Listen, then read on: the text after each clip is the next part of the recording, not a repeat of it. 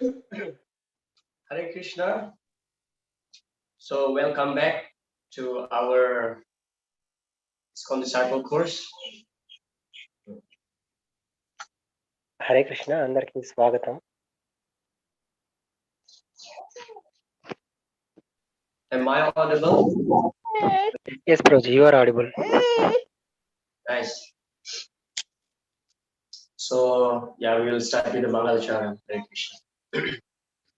Om Jnana Timirandasya Jnananjana Salakaya Chakshur Unmilitam Jena Tasmai Sri Gurave Sri Chaitanya Manubhistam Stapitam Yena Bhutale Swayam Rupa Kadamahi Dadati Swakati Vandeham Sri Guru Sri Juta Parakamam Vaisnavam Sri Rupam Sagrajatam Shahagana Raghunatam Vitam Tam Srivam Sarvaitam Shavadutam Parijana Saitam Krishna Chaitanya Deva Sri Radha Krishna Padam Sahagana Lalita Sri Visakamvitam Hey Krishna Karuna Sindhu Dina Bandhu Jagannatha Gopesa Gopika Kanta Radha Kantha Namoste Tapta Kanchana Gaurangi Radhe Vrindavaneshwari Vrishabhanu Sute Devi Pranamami Hari Pancha Kalpatarubhyascha Kripa Sindhubhya Evacha Titanam Bharnebhyo Vaishnavebhyo Namo Namah Jai Sri Krishna Chaitanya Prabhu Nityananda Sri Advaita Gadadhara Shivasari Gaura Bhakta Vrinda Hare Krishna Krishna Krishna Hare Hare Hare Rama Rama Rama Hare Hare Sankare Vachalam Param Brahma Devi Kripa Sri Guru Ninatana Srila Prabhupada Ki Jai.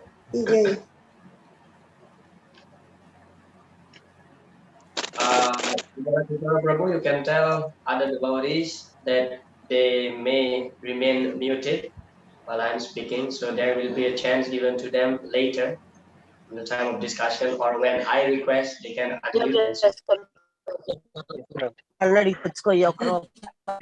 Hare Krishna, ఎవరైతే ఇప్పుడు join అయినారో వాళ్ళందరూ కాస్త mute చేసుకోండి, voice mute చేసుకోండి. All right. Okay, so as what I announced yesterday in the WhatsApp group, so today's session we will start with the homework. How many of you have gone through the Guru Astakam prayers? You can share one point, what you have learned and what is your realization regarding the characteristic and qualification mentioned in those 8 stanzas that I requested yesterday. గురువాష్టకం నుంచి మీకు ఏదైనా మీ realisations ఏదైనా ఉంటే అవి ఒక point దయచేసి చెప్పగలరా, share చేసుకోవచ్చు. Yeah, just one point, because many devotees here. So give chance to others. ఎవరైతే చెప్పదలుచుకున్నారో అన్మ్యూట్ చేసుకొని వాళ్ళు చెప్పండి. Yeah, you are free now. You can unmute and speak. Hare Krishna, Prabhuji. Yes, Hare Krishna. Samsara dhava nalalida loka tranaya karunya ghana ghanatvam. ఈ భవసాగరాన్ని దాటడానికి మనకి గురు ఎంతగానో ఉపయోగపడతారు. Would you like to translate in English? He's saying that to cross this material ocean, Guru is needed. Right. So Guru is giving the shelter, yeah, to deliver us from the repetition of birth and death. So the first qualification here we see is that the Guru should be able to deliver the disciples from the repetition of birth and death. Very nice.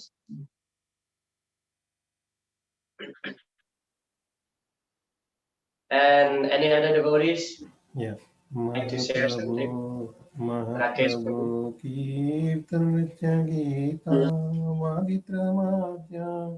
మనసూరసేన రోమాంచకం పాశుతరంగబాజు Vande Guru Shri చరణారవిందం. So the spiritual master who is always engaged in the glories, like who is always engaged in the glories, singing the glories of Lord Prabhu, your Krishna. voice not so audible. Kindly you Yeah, now put the Prabhu, microphone closer. now is it audible or still like you are finding issue? Yeah, now it's fine. Yeah. So I Go was ahead. saying like, yeah, the spiritual master who is always engaged in singing the glories of Lord Krishna and his transcendental activities, who is always doing kirtans, nrityas, I mean dancing and kirtans. So I uh, bow down and show my respect to such a spiritual master. Nice. Thank you.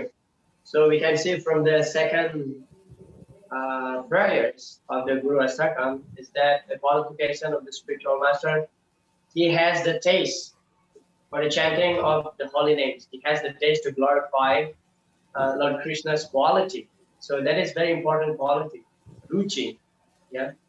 Unless one is not situated at the level of ruchi, having taste to chant the holy name, to serve Krishna, then there is no possibility of being promoted in the position of Nishtha Asakti. Yeah, Asakti means being attracted, attachment. So there is no question of being attached on Krishna's lotus feet if there is no ruchi. Thank you. You want to translate that, Yugala Kishore Prabhu? మనం ఈ 2వ శ్లోకం నుంచి మనం గమనించొచ్చు, ఆధ్యాత్మిక గురువుకి ఒక లక్షణం ఏమంటే హరినామం పట్ల రుచి ఉంటుంది. ఈ రుచి ఉండడం వల్లే మనం ఆధ్యాత్మిక గురువుని గుర్తించొచ్చు. లేదు అంటే అది ఆధ్యాత్మిక గురువుకి ఆ లక్షణం అనేది. అండ్ భగవంతుణ్ణి కీర్తించాలి అంటే హరినామం పట్ల రుచి అనేది ఉంటుంది. ఇతను ఆధ్యాత్మిక గురువు ఎప్పుడు నిత్యం భగవంతుణ్ణి కీర్తించే పనిలోనే ఉంటారు. సో మనకి ఎప్పుడన్నా ఏదైనా చేయాలి హరినామం కంటే అది రుచి లేనిదే మనము హరినామం అనేది కూడా జపం చేయలేము. ఇది మనం ఆధ్యాత్మిక గురువులో ఒక గమనించవచ్చు. And then next stanza number 3. Hare Krishna Prabhuji. Yes, Prabhu. Hare Krishna. Sri Vigraharadhana Nitya Nama Sringara Tanmandir Madhyanadau Yuktasya Bhaktancha Nijanjatopi Vande Gurum Sri Charanarvindam. దీంట్లో గురుదేవులు మన యొక్క ఈ మందిరంలో ఎప్పుడు కూడా శ్రీ రాధాకృష్ణుల్ని నిరంతరము కూడా ఆరాధిస్తూ ఉంటారు అంటే విగ్రహారాధన చేస్తూ ఉంటారు. అదే విధంగా వాళ్ళ యొక్క శిష్యుల్ని కూడా ఈ యొక్క భగవంతునికి పూజలు చేయడానికి కానీ దాంట్లో వాళ్ళని కూడా ఎంగేజ్ చేస్తూ ఉంటారు. అందమైనటువంటి బట్టలు కానీ ఆభరణాలు కానీ చేసి ఈ భగవంతుణ్ణి ఎంతో అందంగా తయారు చేస్తూ ఉంటారు. అటువంటి గురుదేవునికి ఆ యొక్క పాదాలకి నా ప్రణామాలు అని చెప్తున్నారు Prabhuji. Thank you. Spiritual master always spiritual master always engages in worshipping the deities of the Lord, and also not only he worships, he makes others like his disciples also to worship him, and also he makes beautiful ornaments and beautiful dresses, and he decorates the deities of the Lord. Like that he will engage the disciples too in the service of the Lord. This is a qualification of a spiritual master. Thank you. Very nice. Yeah. So the spiritual master's business is not simply he himself engaged in devotional service, but also he's able to engage his disciples in the service of the Lord. Therefore, he is called Guru, spiritual master who gives guidance, because that is his responsibility. How the spiritual master delivered his disciples is by engaging the disciples in the service of the Lord. So the spiritual master is just like the bridge to connect the disciples, to connect the jiva to Krishna. So he's the via media. So he is the bridge. So he is worshiping the Lord, and also he engages his disciples in the worship of the Lord. Thank you. మనం ఇక్కడ చూడొచ్చు ప్రభు చెప్పినట్టు ఆధ్యాత్మిక గురువు ఏమంటే తను మాత్రమే ఆచరించేది కాదు భక్తి, తన యొక్క శిష్యుల చేత కూడా ఆచరింపచేస్తారు. ఆధ్యాత్మిక గురువు ఒక వంతెన లాగా మనకి భగవంతునికి మధ్య, మనల్ని ఆ వంతెన ఆధ్యాత్మిక గురువు ద్వారా మనము భగవంతుని చేరేదానికి సాధ్యమవుతుంది. సో అతనే కాదు, తన శిష్యుల చేత కూడా ఆచరింపలే చేస్తారు. ఇది ఒక ముఖ్యమైన లక్షణం ఆధ్యాత్మిక గురువుకి. Okay, nice. Next one, number 4, prayer number 4. Anybody would like to share his realization, her realization? Or I would like to invite, okay, Lingareddy. Hare Krishna, Prabhu. Yes. Spiritual master is always offering delicious food, 4 types of delicious food. And also spiritual master sees that the devotees are well satisfied by eating Bhagavad Prasadam. Prabhu, he is so much satisfied by giving prasadam to devotees. Thank you. Very nice.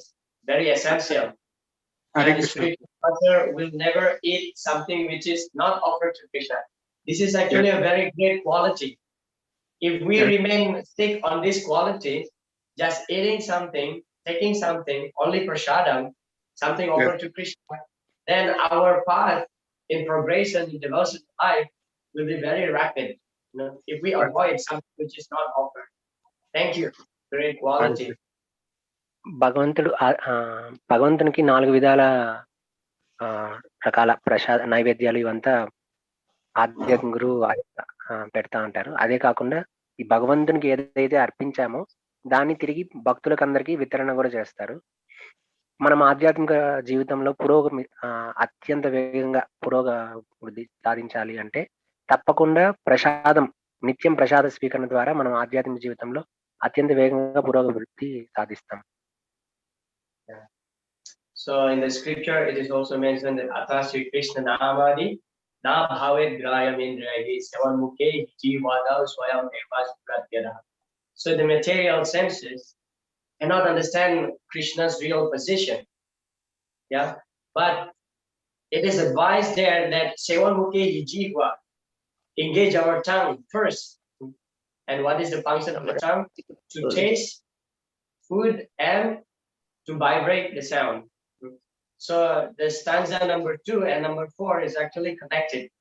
Yeah, engaging the tongue.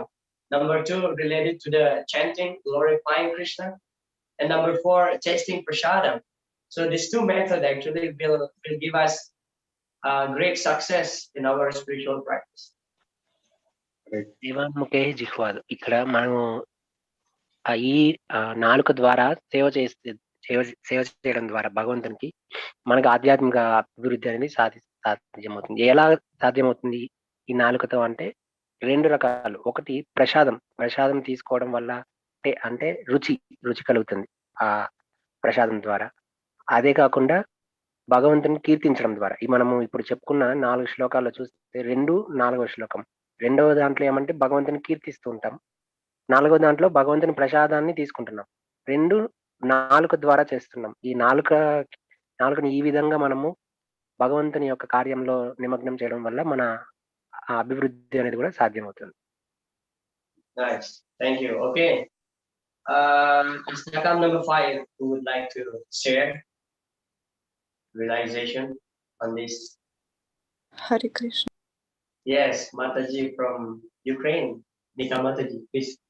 Hare Krishna. Please accept my humble obeisance. Can I try? Sure, of course. Shri Radhika Madhavaya Para Madhurya Lila Guna Rupinam Pratikshana Svadana Lalapasya Vande Guru Shri Charanarvindam. Translation: The spiritual master is always eager to hear and chant about the unlimited conjugal pastime of Radhika and Madhava and their qualities, name, and forms. The spiritual master aspire to release this at every moment. I offer my respectful obeisance unto the lotus feet of such a spiritual master. Hare Krishna. Bhaktisiddhanta Saraswati, he said one time to his disciples that actually we need always listen about Krishna and Radha Leelas. And actually it's perfection in our life. And this is relationship that we should enjoy. We should to help. We enjoy when Krishna and Radha, they're happy. We repeat holy names because we ask it service about this. And spiritual master, he teach us, and we study all philosophy. We do a lot of activities because of what? Because of understand that it is perfection, how to make Krishna happy. And this way we can get this understanding just because of Vaishnava. So that's why we need always give obeisance to his lotus feet. Give obeisance to his lotus feet. In our case, it also means that follow very strict about his instruction. Hare Krishna. Thank you. Nice. Thank you so much, Pasiva. Yugalakishwara Prabhu would like to translate. Yes, Prabhuji. మనం 5వ శ్లోకంలో చూసుకుంటే ఆధ్యాత్మిక గురువు రాధాకృష్ణుల లీలల్లో నిత్యం కీర్తించడంలో వాటిలో నిమగ్నమై ఉంటారు. భక్తి సిద్ధాంత సరస్వతి ఠాకూర్ కూడా ఒకసారి చెప్పున్నారు, మనము ఈ రాధాకృష్ణుల యొక్క లీలల్ని ఎప్పుడైతే చర్చించుకుంటుంటామో, కీర్తిస్తుంటామో, వింటూ ఉంటామో, అప్పుడు మనకి ఆ రుచి అనేది కూడా కలుగుతుంటుంది. ఇప్పుడు ఎట్లా అంటే రాధారాణి నిత్యము కృష్ణునికి సేవ చేయాలి అనే భావనతోనే ఉంటుంది. ఈ విధంగా మనం ఇటువంటి తత్వమే ఆధ్యాత్మిక గురువులో కూడా ఉంటుంది. కృష్ణునికి, రాధారానికి, వీళ్ళకి నిత్యం సేవ చేయాలి అనేసి భావనలో ఉంటారు.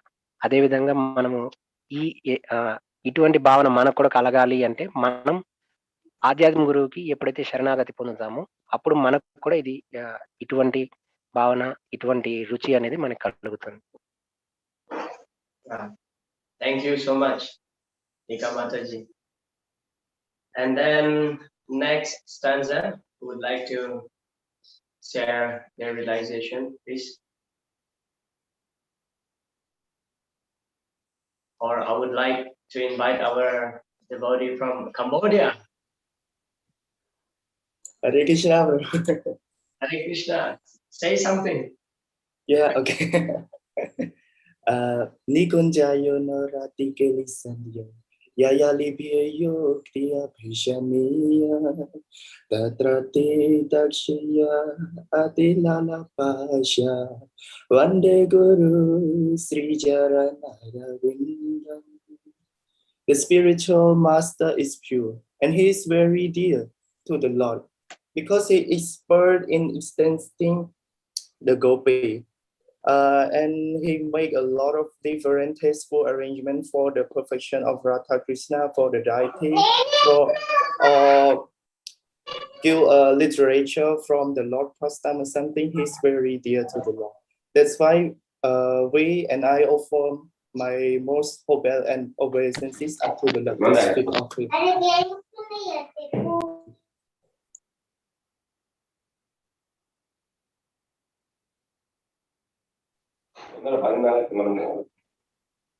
Would you like to elaborate on that? Kansan Prabhu? Could you repeat again, Prabhuji? Okay, Prabhu. The spiritual master is very dear to the Lord because he is pure, and because he is expert in the existing to the gopi. He's make a lot different tasteful, beautiful arrangement for Radha Krishna, for the deity. So by that pure love from him, by his pure heart, we and I all form my most hopeful and obeisances until his lotus feet. ఈ శ్లోకంలో మనం గమనిస్తే హరే కృష్ణ పరం శెట్టి గారు అప్పుడప్పుడు unmute చేసుకుంటున్నారు, చూసుకోవాలి. మనం ఈ శ్లోకంలో చూసుకుంటే ఆధ్యాత్మిక గురువు అత్యంత పరిశుద్ధమైన ఆత్మ కలివారు, పరిశుద్ధమైన వాళ్ళు. కాబట్టి అటు ఆధ్యాత్మిక గురువు నిత్యము గోపికలకి వీళ్ళకి వస్త్రాలంకరణ వీటి మీద వాళ్ళకి డెకరేషన్ చేయడం వాటి మీద నిమగ్నమై ఉంటారు. అంటే నిత్యము అర్చా విగ్రహాలకి వీటికి అత్యంత సుందరంగా వాటికి అలంకరిస్తూ భగవంతుని గుర్తించుకునే దాంట్లోనే నిమగ్నమై ఉంటారు. Hare Krishna. Nice. Thank you very much, Kensen. So yeah, the qualification of the spiritual master is that he's always eager to help the devotees, to help the manjari in the doing pastimes of the Lord. And the spiritual master actually never claimed himself. He is the direct servant of the Lord. Yet he is seeking the opportunity to serve the Lord's devotees, such as the manjaris. Yemi bhakta jana aparta, nami bhakta sakhe jana, bhakta, yemi bhakta tamoma. Krishna says to Arjuna that those people who claim to be my devotees is not my devotees, but those devotees who claim the devotees of my devotees, he is my real devotee. That's why of the spiritual master, that he is always seeking the opportunity to serve the devotees of the Lord. Yeah, although he is the direct servant of Krishna, but he is seeking the opportunity to serve the devotees of the Lord's devotees. ఇక్కడ మనం చూస్తే ఆధ్యాత్మిక గురువు గోపికలు వీళ్ళకి సేవ చేస్తూ భగవంతునికి ఆ సేవని అర్పించాలని చూస్తున్నారు. అంటే ఇక్కడ మనం గమనించవచ్చు, ఒక డివోటీ నేరుగా భగవంతునికి సేవ చేయటం లేదు. ఆధ్యాత్మిక గురువు లక్షణం అది. నేరుగా భగవంతునికి సేవ చేయటం లేదు. తను ఒక భగవంతుని శిష్యునికి దాసుడు అవ్వాలనుకుంటున్నారు. ఆ విధంగానే మనం భక్తి అనేది కూడా ఉండాలి. మనం నేరుగా భగవంతుని చేరడం కాదు, సేవ చేయడం కాదు. మనం గురువుకి సేవ చేయడం ద్వారా గురువు దాన్ని భగవంతునికి అర్పించడం జరుగుతుంది. ఆ విధంగా మనం దాసవ్వాలి, కానీ నేరుగా సేవ చేయడం ఉండద్దు. ఈ విధమైన లక్షణమే గురువు కూడా ఉంటుంది. Thank you. The next one, number 7. Hare Krishna Prabhuji. One person, please. Others may kindly remain muted. Yeah. Kavita Mataji from Kamareddy, India. Thank you. Please go ahead. Sakshadaritvena samasta shastrai ruktastada bhavyateva sadbhi kintu praborya priyevatasya vande guru Shri చరణారవిందం. Shri గురుదేవులు భగవంతునికి పరమ అంతరంగిక సేవకులగుట చేత వారిని భగవంతుని వలెనే గౌరవించవలెను. ఈ విషయాన్ని సకల శాస్త్రములు మరియు ప్రామాణిక సాధువులందరూ కూడా ధృవీకరించారు. అటువంటి శ్రీహరి ప్రామాణిక ప్రతినిధి అయిన శ్రీ గురుదేవుల పాదపద్మములకు నా గౌరవపూర్వక ప్రణామములు. Hare Krishna Prabhuji. Dear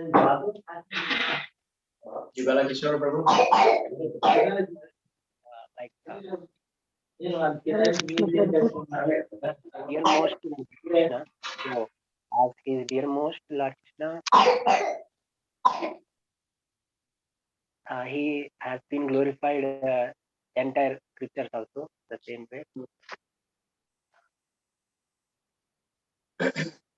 Yeah, stanza number 7. Thank you, Martin. Stanza number 7 is talking about how actually the spiritual master is actually deserved to be offered as much as respect that we offer to Krishna, because he is the Sakshat Haritve. He is the representative, directly representative of Lord Krishna. And in fact, he is like non-different from Krishna.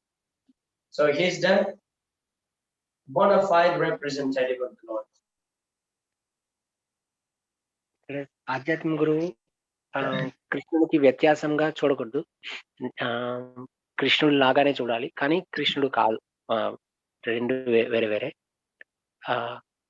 కానీ ఇటువంటి వ్యక్తిని మనము ఆధ్యాత్మిక గురువుగా చూడగలుగుతాం. Thank you. Last one, who will be the closing person here on this discussion. Stanza number 8. Anybody who would like to try? Yes, Prashada, Bhagavad Prashada. Hare Krishna Prabhuji, Kavita Mataji from Kamareddy, India. Yasya prasadat bhagavat prasado, yasya prasada nagatihi kutopi, dhyayan stuvam stasya yashasri sandhyam, vande guru sri charanara Shri గురుదేవుల కృప వలన శ్రీకృష్ణ భగవానుని కృపను పొందగలము. వారి కృప లేకుండా ఎవరు భక్తి మార్గమున ప్రగతిని సాధించలేరు. కాబట్టి త్రిసంధ్యములలో అనగా ఉదయము, మధ్యాహ్నము, సూర్యాస్తమయమునందు శ్రీ గురుదేవులను స్మరిస్తూ స్తుతించవలెను. అటువంటి శ్రీ గురుదేవుని పాదపద్మములకు నా గౌరవపూర్వక ప్రణామములు. Hare Krishna Prabhuji. Without the mercy of spiritual master, we cannot approach to Krishna. So we have to worship all the three sunrise, sunrise, sunset, and afternoon. All the times we have to worship him. In this way, we can. In this way, I am offering my humble obeisance to spiritual master. Thank you. Yeah. So what we can see, the qualification of the spiritual master in the last stanza is that he is actually accepting the service of his disciples. Because this stanza is talking about when we please the spiritual master, then Krishna will be pleased. Unless the spiritual master is pleased with our service, then Krishna cannot bestow his mercy upon us. Then how the spiritual master pleased upon us is by serving the spiritual master, and the spiritual master is taking the service of his disciples and offer it to Krishna.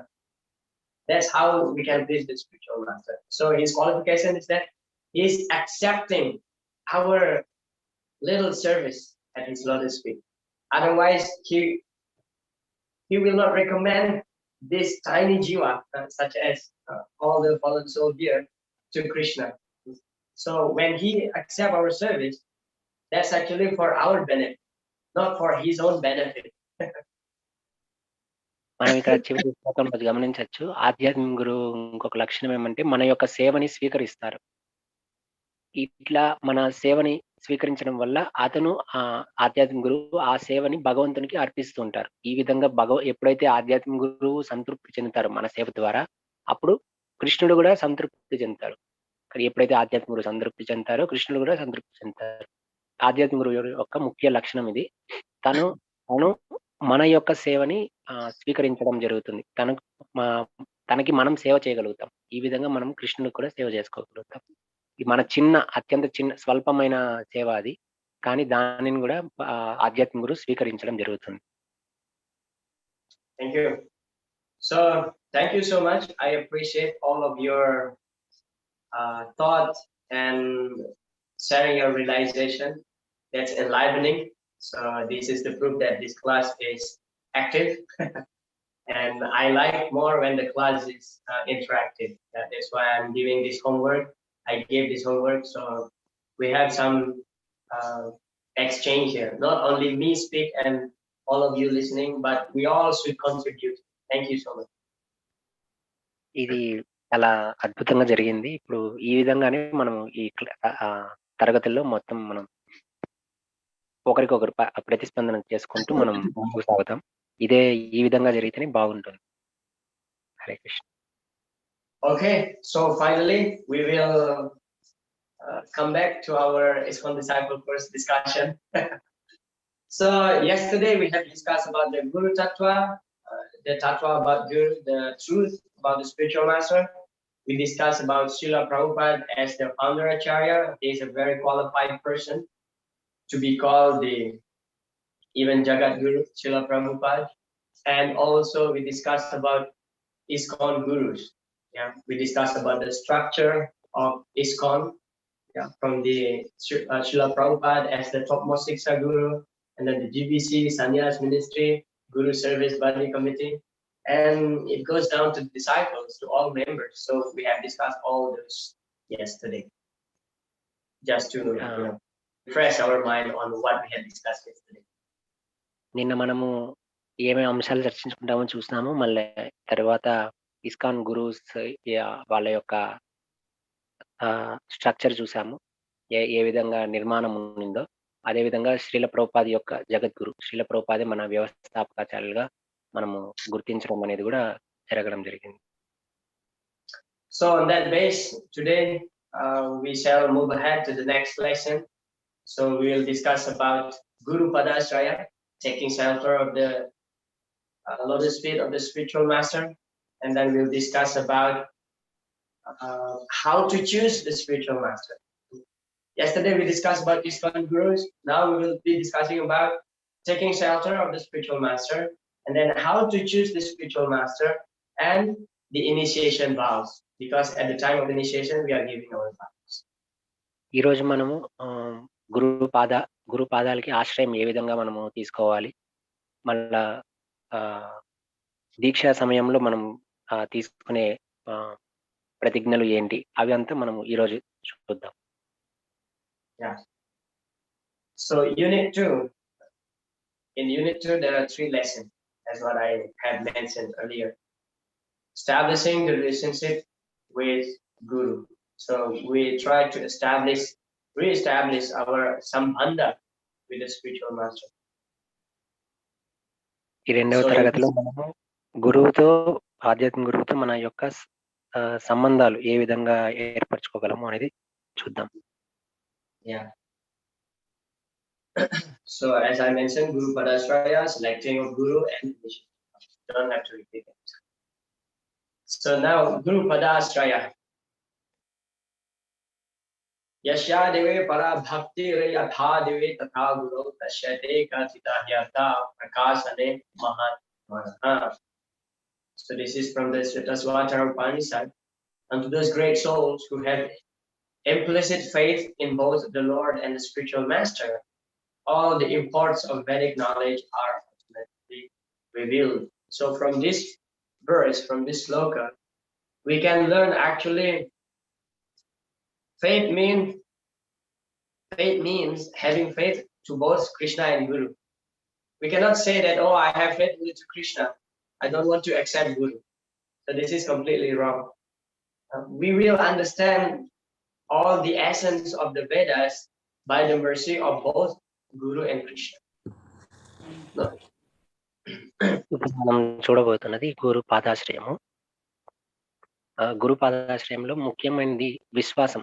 మనకి విశ్వాసం ఉండడము అంటే ఇక్కడ విశ్వాసము only గురువు పట్లనో లేదంటే కృష్ణుడి పట్లనో కాదు, ఇద్దరి పట్ల మనకి పూర్తి విశ్వాసం అనేది ఉండాలి.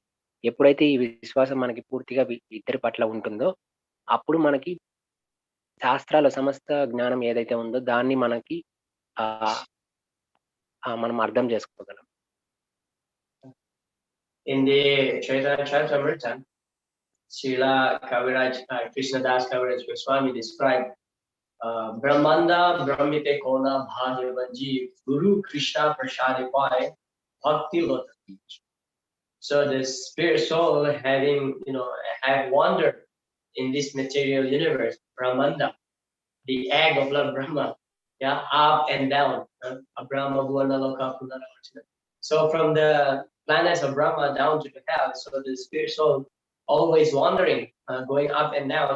And if by chance this particular jiva get the mercy of Guru and Krishna, so it is not mentioned only the mercy of Krishna, but the mercy of Guru is also important. Guru Krishna Prashade Pai, when we get the mercy of Krishna through the spiritual master, that's how the mercy of Lord Krishna flow to us, is through the spiritual master. Yeah, Guru Krishna Prashade Pai, we get it. Bhakti Lota Bij, the bhakti creeper within our heart will grow. ఈ జీవుడు ఈ universe లో ఏ విధంగా అయితే పరిభ్రమిస్తుంటారు, బ్రహ్మాండం మాత్రం పరిభ్రమిస్తుంటారు, అక్కడ ఇక్కడ పై నుంచి కింద వరకు అన్ని లోకాలు అటు ఇటు తన యొక్క ప్రతి జన్మలో పరిభ్రమిస్తూ ఉంటారు. కానీ ఎప్పుడు అయితే ఆధ్యాత్మిక లోకానికి వెళ్ళాలి అంటే తనకి ఇక్కడ శ్లోకంలో చెప్పబడింది, గురువు కృష్ణుడు ఇద్దరి కృప కావాలి. ఇద్దరి కృప లేనిదే మనం ఆధ్యాత్మిక లోకం వెళ్ళాం. నేరుగా కృష్ణుని యొక్క కృప అనేది రాదు. కృష్ణుని కృప ఏ విధంగా వస్తుంది? ఆధ్యాత్మిక గురువు ద్వారానే మనకి వస్తుంది. మన కృప కలగాలి అంటే వీళ్ళిద్దరి కృప ఎప్పుడైతే కలుగుతుందో, గురువు యొక్క కృప, కృష్ణుని యొక్క కృప ఇద్దరికి ఎప్పుడైతే కలుగుతుందో అప్పుడు మనకి భక్తి తీగ అనేది మనలో మొదలవుతుంది. అప్పుడు ఆ భక్తి తీగ అనేది మనకి ఆధ్యాత్మిక లోకానికి తీసుకొని వెళ్ళగలుగుతుంది భక్తి అనేది. మనకి తప్పకుండా ఇద్దరి కృప అనేది కావాలి. Yeah, therefore, Guru Padashraya, taking shelter of the lotus feet of the spiritual master, is actually the most essential aspect of our sadhana practice as sadhakas. We are known as the sadhakas, means we are practicing devotees. We are not in the sadhya level. Sadhya means perfected. So we are still sadhakas, means we are practicing. We are learning. మనల్ని సాధకులు అంటాం. మనం ఎందుకంటే మనం సాధన చేస్తేనే భక్తి సాధన చేస్తేనే తప్ప మనకి ఆ పూర్తి స్థాయిలో భక్తి అనేది మనకి రాదు. కాబట్టి మనల్ని సాధకులు అంటారు. ఎప్పుడైతే మనం సాధన చేస్తామో అప్పుడే మనకి భక్తి అనేది పూర్తి స్థాయిలో వచ్చే అవకాశం ఉంటుంది. Yeah,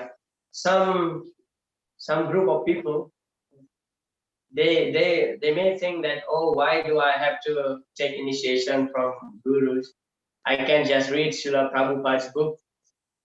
I can be Krishna's devotee and attain perfection in this life without accepting guru. Srila Prabhupada is my guru. Some people say. కొంతమంది భక్తులు ఉన్నారు. వాళ్ళు ఏ విధంగా చెప్తారంటే శ్రీల ప్రభుపాదే నాకు గురువు. నేను శ్రీల ప్రభుపాద యొక్క పుస్తకాలు చదివి శ్రీల ప్రభుపాదనే గురువుగా స్వీకరించి నేను భక్తిని ఆదరిస్తాను అని అంటుంటారు. Yeah. Well, of course we accept Srila Prabhupada as our guru, as our preeminent Siksha Guru. He is the topmost instructor in our life, yeah, as the follower of ISKCON. We accept that, no doubt, that Srila Prabhupada is our topmost Siksha Guru. మనం ఈ ISKCON సంస్థలో మనము శ్రీల ప్రభుపాద్ని ప్రధానమైన శిక్షా గురువుగా స్వీకరిస్తాం. మనం దాన్ని తప్పకుండా స్వీకరిస్తాం. ఏంటంటే శ్రీల ప్రభుపాదే మనకి ప్రధానమైన శిక్షా గురువు. But we have to understand also, without Diksha, we cannot really officially connect it with the Parampara system. So when there is no connection, then we cannot achieve our goal. For example, like we want to charge our phone, for example. Yeah, we want to recharge our phone. But when the cord is not connected with the socket, so although the cord is connected with the phone, but if you don't plug it, then there is no electricity, there is no current, then the phone remains discharged. So similarly, in our life also, in practicing devotional activities, we need Diksha.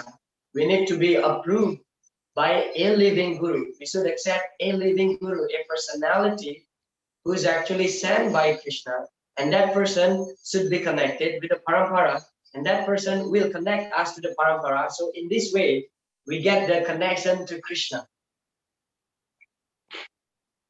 Srila ప్రభుపాద్ని మనము ప్రధానమైన శిక్షా గురువుగా స్వీకరిస్తాం. కానీ మనకి ఈ పరంపరకి సంబంధం ఏర్పరచడానికి, ఈ పరంపరకి మనతో సంబంధం ఏర్పరచడానికి ఒక ప్రత్యక్షమైన గురువు కావాలి. అది దీక్ష ద్వారా కుదురుతుంది. శ్రీల ప్రభుపాద్ని పుస్తకాల ద్వారా రూపేణ మనం శిక్షా గురువుగా స్వీకరించినా కూడా మనకి ప్రత్యక్షంగా ఈ పరంపరకి మనల్ని సంబంధం ఏర్పరచడానికి దీక్షా గురువు, ఇప్పుడు ఎవరైతే కృష్ణుని చేత పంపించబడి ఉన్నారో, ఇక్కడ ఎవరైతే ఉన్నారో గురువులు, వాళ్ళ ద్వారా మనకి ఈ దీక్ష తీసుకోవడం ద్వారా మనం ఈ పరంపరకి సంబంధం ఏర్పడుతుంది. ఏ విధంగా అయితే ఇప్పుడు ఒక ప్లగ్ ఉంది, ప్లగ్ లోపల మనము చార్జర్ ఏదైనా పెట్టినాం, ఫోన్ కి ఛార్జింగ్ ఎక్కడానికి చార్జర్ పెట్టాము, కానీ అక్కడ స్విచ్ చేయకపోతే దాంట్లో ఛార్జింగ్ అంతా తగ్గిపోతూ ఉంటుంది. ఎలక్ట్రిసిటీ అనేది, విద్యుత్ అనేది దాంట్లో అందదు. కాబట్టి ఆ స్విచ్ అనేది ఆన్ చేయాలి అంటే ఇది ఆధ్యాత్మిక గురువు మనకి ఇక్కడైతే ఎవరైతే ఉన్నారో, మన జీవిస్తూ ఉన్నారో ఆధ్యాత్మిక గురువు ద్వారా దీక్ష తీసుకున్నప్పుడు మాత్రమే మనకి ఆ సంబంధం అనేది ఏర్పడుతుంది. అధికారికంగా ఆ సంబంధం ఏర్పడితేనే మనకి ఈ పరంపరకి కనెక్ట్ అవుతాం. ఈ ఆధ్యాత్మిక గురువు కూడా ఆ పరంపర ద్వారానే వచ్చుంటారు. ఆ పరంపర నుంచి ఎవరైతే వచ్చారో అటువంటి ఆధ్యాత్మిక గురువు దగ్గర మనం దీక్ష తీసుకున్నప్పుడు మనం ఈ పరంపరకి సంబంధం ఏర్పరచుకుంటాం. Diksha. The word Diksha. Okay, before I explain this, anybody would like to contribute? What is the meaning of the word Diksha?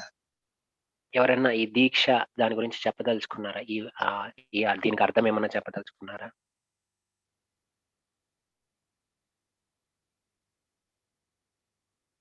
Anybody? ఎవరైనా చెప్పచ్చు.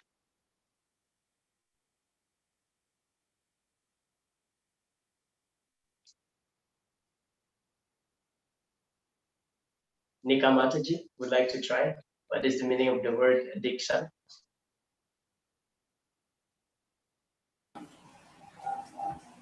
Hare Krishna Prabhu. Okay, Rakesh.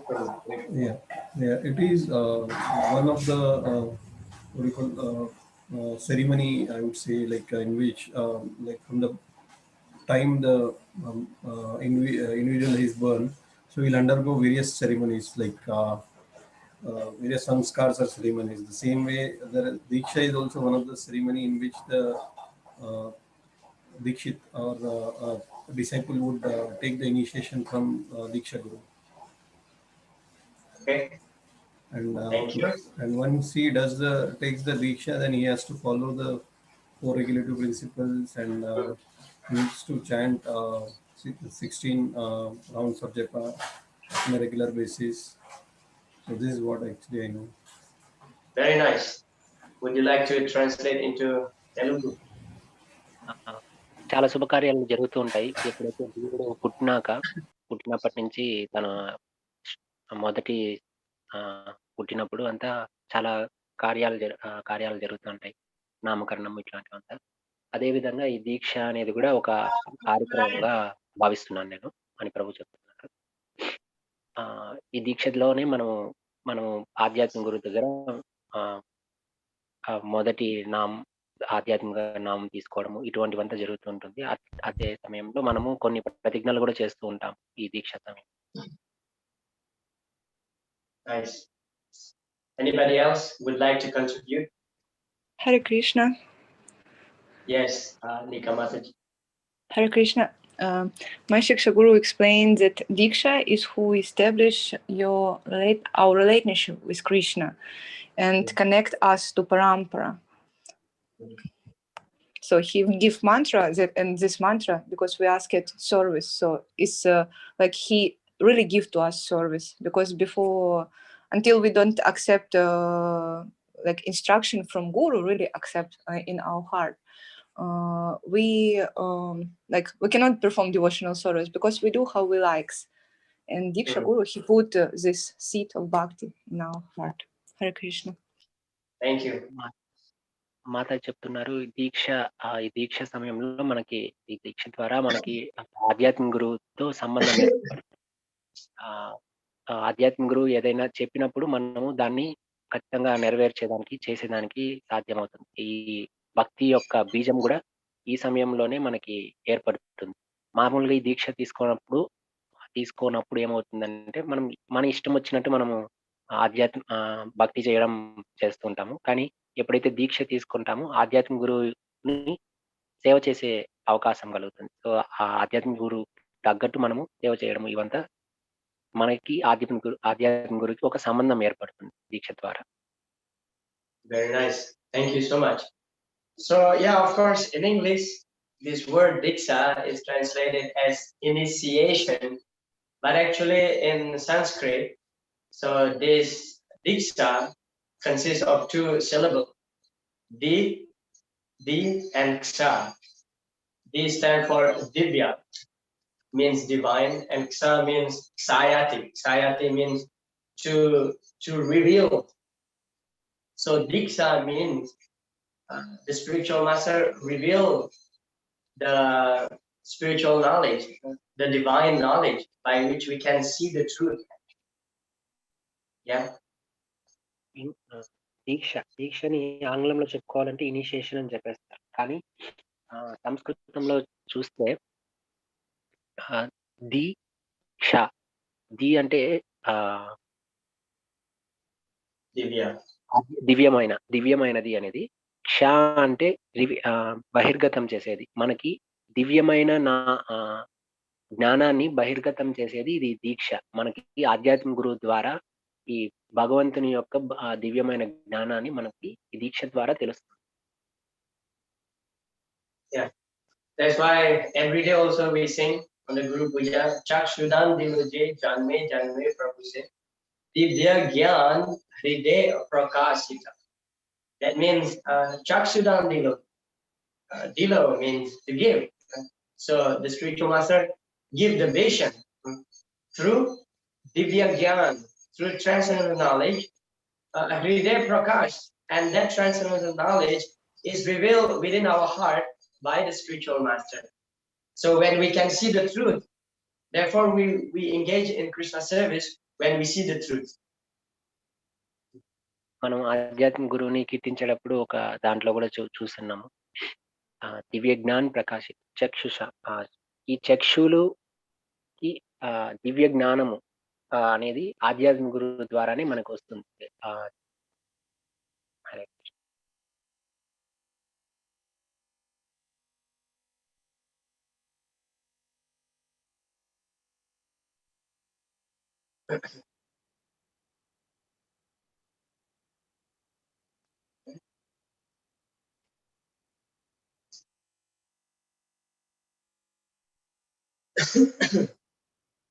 Continue our discussion.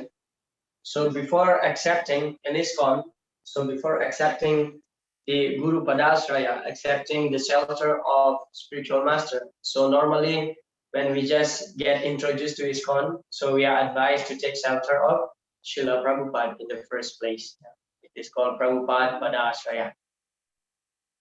మనము మామూలుగా దీక్ష తీసుకోక ముందు ISKCON లో ప్రభుపాద్ని ఆశ్రయిస్తాం. As the founder Acharya of the International Society for Krishna Consciousness and the preeminent teacher and ultimate authority within our society, Srila Prabhupada has a unique relationship with every ISKCON devotee. So these are some procedure of Guru Padasraya within ISKCON. First, ISKCON devotees shall instruct new members to take shelter of Srila Prabhupada.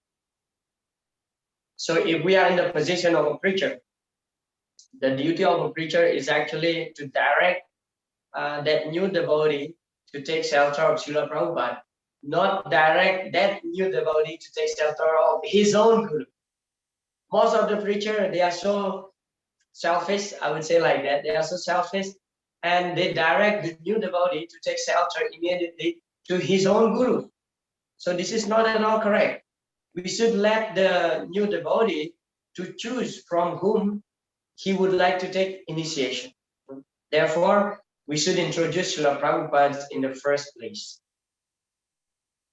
ఎవరైతే ప్రచారకులు ఉన్నారో వాళ్ళు నూతన భక్తులు ఎవరైతే వస్తారో వాళ్ళకి ఎప్పుడైనా సరే ప్రభుపాద్ని ఆశ్రయం తీసుకోమని చెప్పాలి. తన యొక్క ఆధ్యాత్మిక గురువుని ఆశ్రయం తీసుకోమని చెప్పకూడదు. ఆల్రెడీ దీక్ష అయిన ప్రచారకులు ఎవరైతే ఉంటారో వాళ్ళు ఎప్పటికీ ఇట్లా తన యొక్క గురువుని ఆశ్రయం తీసుకొని అని ఎప్పుడు చెప్పకూడదు.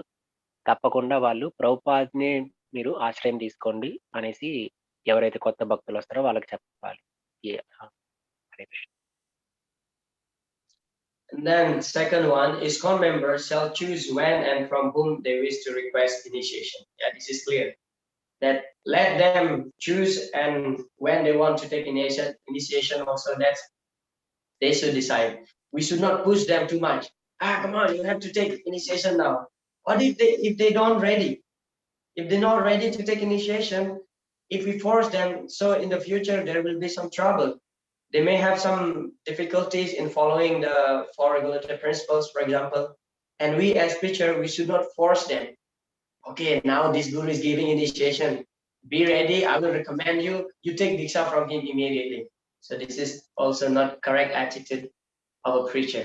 Yeah. So let them decide from whom and then when they want to take initiation. It takes time. It's a gradual process, not an overnight process, and you will attain your perfection. అలాగే ఆ ప్రచారకులు ఏ విధంగా ఉండాలంటే వాళ్ళ యొక్క ప్రవర్తన, నువ్వు వెంటనే దీక్ష తీసుకో అనేసి ఒత్తిడి చేయకూడదు. ఇలా ఒత్తిడి చేసినప్పుడు ఏమవుతుందంటే తను ఒకవేళ దీక్ష తీసుకున్నా కూడా భవిష్యత్తులో ఆ భక్తుడు ఎవరైతే దీక్ష తీసుకున్నారో ఒత్తిడితో తను పతనం అయిపోయే సందర్భాలు ఉంటాయి. కాబట్టి తను ఎప్పుడైతే దీక్ష తీసుకోవాలి అని అనుకుంటాడో అప్పుడే తన దీక్ష తీసుకోవాలి, అంతే తప్ప ఒకరి యొక్క ఒత్తిడి వల్ల లేదంటే ప్రచారకుడు చెప్పిన వ్యక్తి ద్వారానే దగ్గరనే దీక్ష తీసుకోవడం అటువంటిది అంతా చేయకూడదు. Yeah. And then they must focus their attention on Srila Prabhupada as the founder Acharya and as their preeminent Siksha Guru. So as much as possible, in the first place, the preachers should give Srila Prabhupada's books to the new devotees. Yeah. As much as possible, we have to, introduce them to Srila Prabhupada. Who is Srila Prabhupada? Tell story about Srila Prabhupada. Build their attachment to Srila Prabhupada. And then naturally, it will come naturally as time goes and as he advances spiritually.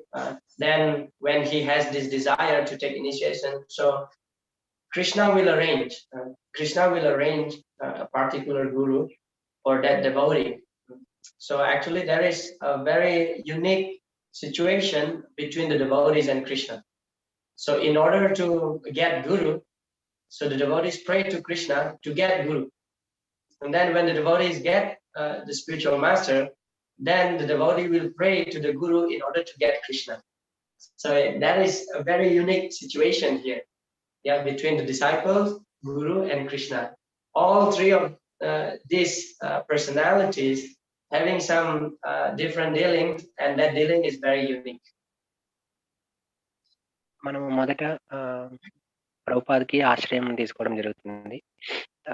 తర్వాత ఎప్పుడైతే మనలో భక్తి అనేది అభివృద్ధి చెందుతుందో అప్పుడు కొంతకాలం తర్వాత ఎప్పుడైతే ప్రభుపాదకి ఆశ్రయం తీసుకుని ప్రభుపాద యొక్క పుస్తకాలు తన యొక్క ప్రభుపాద యొక్క సూచనలు ఆదేశాలు అవంతా చదువుతూ వినడం ఆచరిస్తూ ఉన్నాక కొంతకాలం తర్వాత మనలో ఒక కోరిక అనేది స్వతంత్రంగా అది కలుగుతుంది.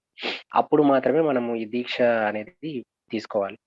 దీక్ష తీసుకున్నప్పుడు మనకి ఇక్కడ గుర్తించవచ్చు, మనకి ఆధ్యాత్మిక గురువుకి కృష్ణుడికి మధ్య సంబంధం ఎలా ఏర్పడుతుందంటే, కృష్ణుడు మనం ఇక్కడ ప్రభుపాద దగ్గర ఆశ్రయం తీసుకున్నాక కృష్ణుని ప్రే చేయడం జరుగుతుంటుంది. అప్పుడు కృష్ణుడే మనకి ఎటువంటి గురువు దగ్గర దీక్ష తీసుకోవాలి అనేది కృష్ణుడే ప్రేరేపిస్తాడు. అదే విధంగా కొన్ని సందర్భాలు ఏమవుతుందంటే, గురువు ఎప్పుడైతే కృష్ణుడు గురువుని ఎటువంటి గురువు దగ్గర తీసుకోవాలనేది సూచిస్తాడు, అదే విధంగా గురువు ద్వారానే మనకి కృష్ణుడు కూడా లభిస్తాడు. ఇది ఒక అత్యంత క్లిష్టమైనదిగా చెప్పుకోవచ్చు, అద్భుతంగా కూడా చెప్పుకోవచ్చు. ఈ యొక్క ఈ మూడు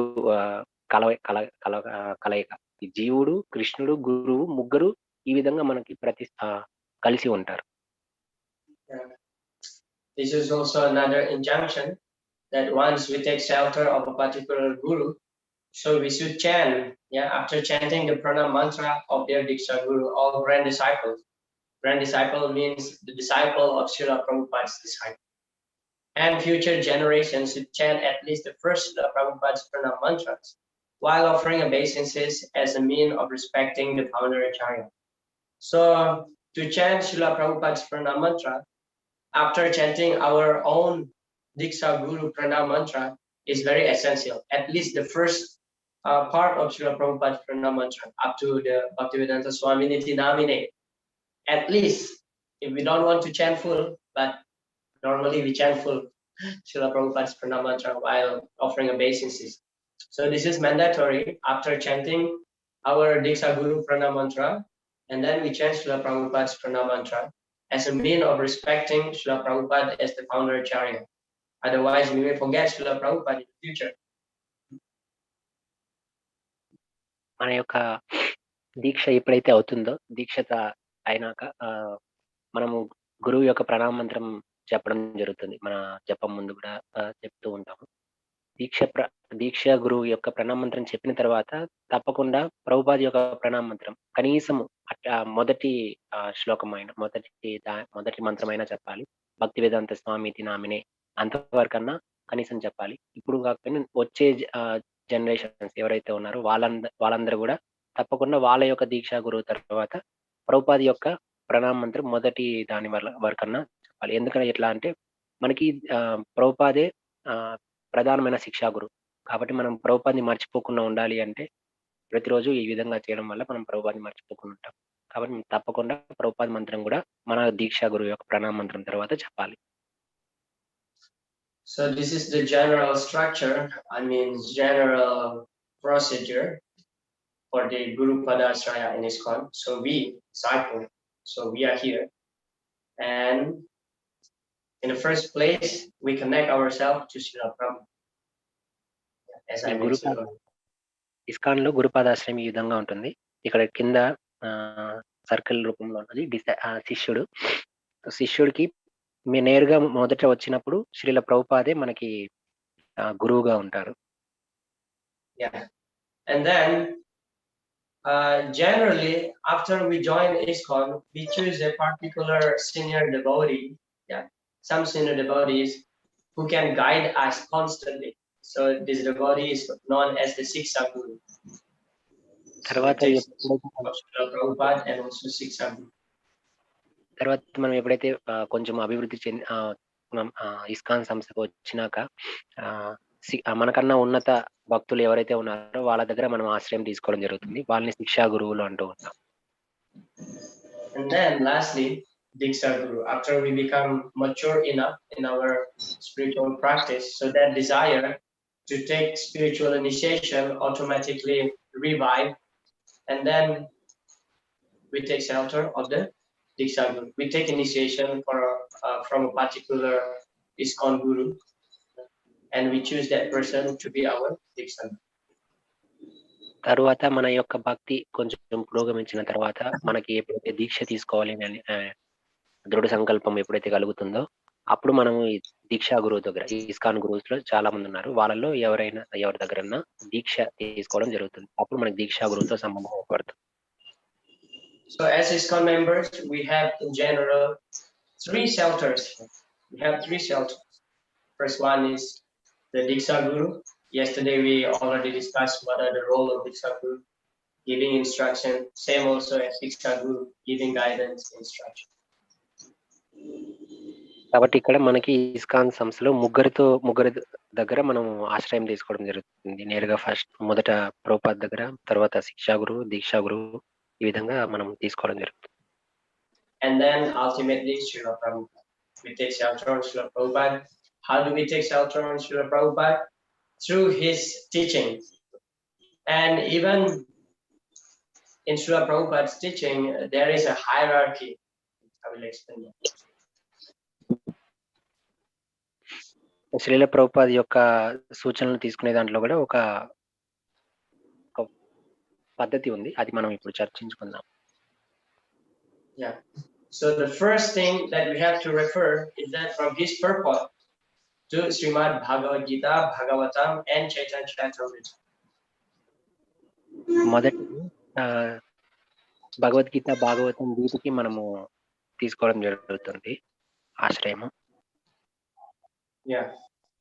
And then second, we take a reference from his other books, such as like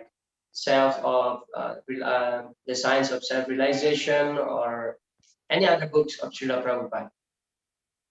రెండవది మనము సూచనలు ఎక్కడి నుంచి తీసుకుంటాము అంటే ప్రభుపాద రచించిన చిన్న చిన్న మిగతా పుస్తకాలు ఉన్నాయి. ఆత్మ సైన్స్ ఆఫ్ సెల్ఫ్ రియలైజేషన్ ఇటువంటి చిన్న బుక్స్ ఉన్నాయి. వాటి నుంచి మనం సూచనలు తీసుకోవడం జరుగుతుంది, ప్రభుపాద యొక్క సూచనలు. And then in the third place is Srila Prabhupada's lecture. మూడవది ప్రభుపాద నేరుగా చెప్పిన తన యొక్క ఉపన్యాసాలు, వాటి నుంచి మనం ప్రభుపాద యొక్క ఆదేశాలు, సూచనలు తీసుకుంటూ ఉంటాం. And then in the fourth place is Srila Prabhupada's conversation or morning walk. నాలుగవది ప్రభుపాద యొక్క ఇతరులతో మాట్లాడిన విషయాలు అవంతా ఉన్నాయి. సో వాటి నుంచి కూడా మనం కొన్ని గ్రహిస్తూ ఉంటాం. And last one is that Srila Prabhupada's letters. చివరిది ఉపన్యాసాలు, ప్రభుపాద యొక్క Of ఉపన్యాసాలు. course, in the case of lectures, actually once Srila Prabhupada was telling Brahmananda Prabhu that his letters should not be published because that is very intimate, and Srila Prabhupada mentioned different things to the different devotees. Sometimes he may say point A to this devotee, and to another devotee addressing the same problem, he may give another solution. So Srila Prabhupada's letter is, I would say, could be the last thing that we can approach, because Srila Prabhupada gives different instructions to different devotees depending on their particular situation in life, circumstances. చివరిది ఐదవది ఉత్తరాల ద్వారా కూడా ప్రభుపాద్ని మనం సూచనలు తీసుకోవచ్చు. కానీ ప్రభుపాద్ ఒకసారి బ్రహ్మానంద స్వామికి చెప్పున్నారు, ఈ ఉత్తరాల్ని ఎప్పటికీ బహిర్గతం చేయకండి అనేసి. ఎందుకంటే ఉత్తరం అనేది ఒక వ్యక్తికి ప్రత్యేకంగా రాయడం జరుగుతుంది. సో తనకి సూచన ఆ వ్యక్తికి మాత్రమే అది ఉపయోగపడుతుంది. ఆ సూచన అనేది ప్రతి ఒక్కరికి ఉపయోగపడదు. కాబట్టి ఈ ఉత్తరాల్ని బహిర్గతం చేయకండి అనేసి కూడా చెప్పారు. ఈ విధంగా కూడా మనం ప్రభుపాద్ యొక్క సూచనలను ఈ 5 రకాలుగా మనము గ్రహిస్తాం. But actually, as Srila Prabhupada mentioned, everything is there in my books. If we just simply studying Srila Prabhupada's book, especially the Bhagavad Gita purport, Bhagavatam purport, and Chaitanya Charitamrita purport, and plus Nectar of Devotion, highly recommended Nectar of Devotion. These 4 books actually will give all answers in any doubts that we have in mind. Shri Prabhupad చెప్పున్నారు, తన యొక్క సూచనలు ఏదైతే తీసుకోవాలనుకున్నామో అవి మొత్తం పూర్తిగా తన యొక్క పుస్తకాల రూపంలో ఉన్నాయి. ఎప్పుడైతే మనము భగవద్గీత, భాగవతము, చైతన్య చరితామృతము వీటి యొక్క పర్పస్ ఎప్పుడైతే చూస్తామో వాటి దగ్గర మనము ప్రభుపాద్ యొక్క పూర్తి సూచనలు, ఆదేశాలు మనకి దొరుకుతాయి. అదే కాకుండా భక్తిరసామృత సింధు, దీన్ని కూడా మర్చిపోకూడదు. భక్తిరసామృత సింధులో కూడా మనము ప్రభుపాద్ యొక్క ముఖ్య ఉద్దేశం ఏంటి అనేది వీటినన్నిటిని మనకి ఎప్పుడైనా ఏదైనా ప్రశ్న వచ్చినా ఈ పుస్తకాలు ఎప్పుడైతే చూస్తామో మనకి సందేహాలంతా తొలగిపోతాయి. So in this lectures, Srila Prabhupada mentioned, sometimes the Diksha Guru is not present always. Therefore, one can take learning instruction from an advanced devotee, that is called the Siksha Guru. Siksha Guru does not mean he is speaking something against the teachings of the Diksha Guru. He is not Siksha Guru, he is a rascal. Here, Srila Prabhupada mentioned that not all the time we can get the opportunity of being physically close with the Diksha Guru. Therefore, we should always have Siksha Guru in our life who can give us constant guidance.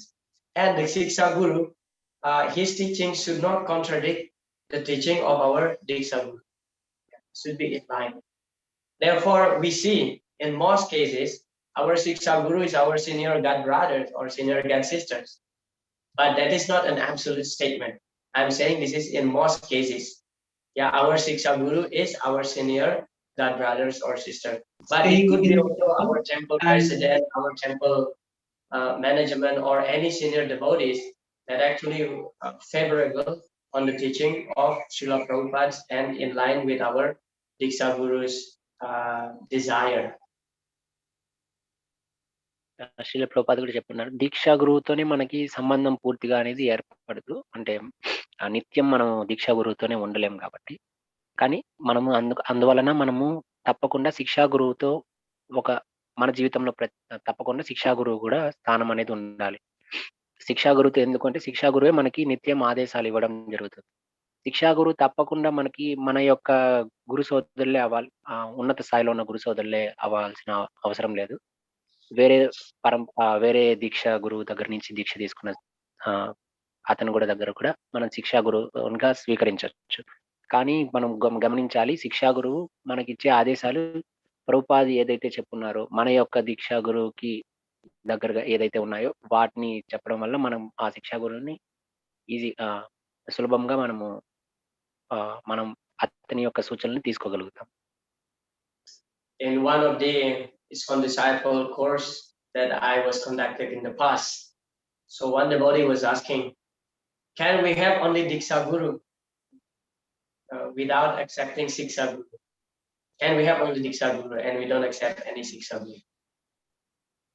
ఇంతకుముందు చెప్పిన తరగతిలో ఒకరు ఆ ప్రశ్న వేస్తున్నారు, మనము ఈ దీక్షా గురువు మాత్రమే పెట్టుకోవచ్చా, శిక్షా గురువు లేకుండా దీక్షా గురువు పెట్టుకోవచ్చా అని అడుగుతున్నారు. Who would like to contribute on that question? Who would like to answer that question? ఎవరన్నా దీనికి సమాధానం చెప్పగలరు? ఓన్లీ దీక్షా గురువు చాలా. Anybody?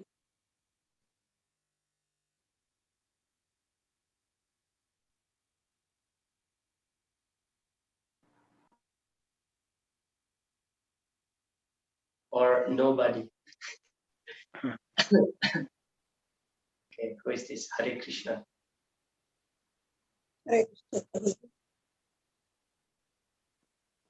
Yes, please go ahead.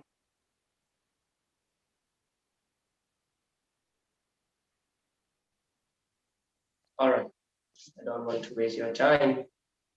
So can we have only Diksha Guru without accepting Siksha Guru? I say no.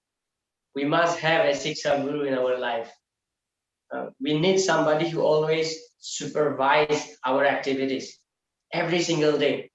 Otherwise, if we don't have Siksha Guru, then our spiritual practice will be slackened, will be loosened. దీక్షా గురువు మాత్రమే ఉండాలి అనేసి ఉండదు. శిక్షా గురువు తప్పకుండా ఉండాలి అనేసి ప్రభు కూడా చెప్పారు.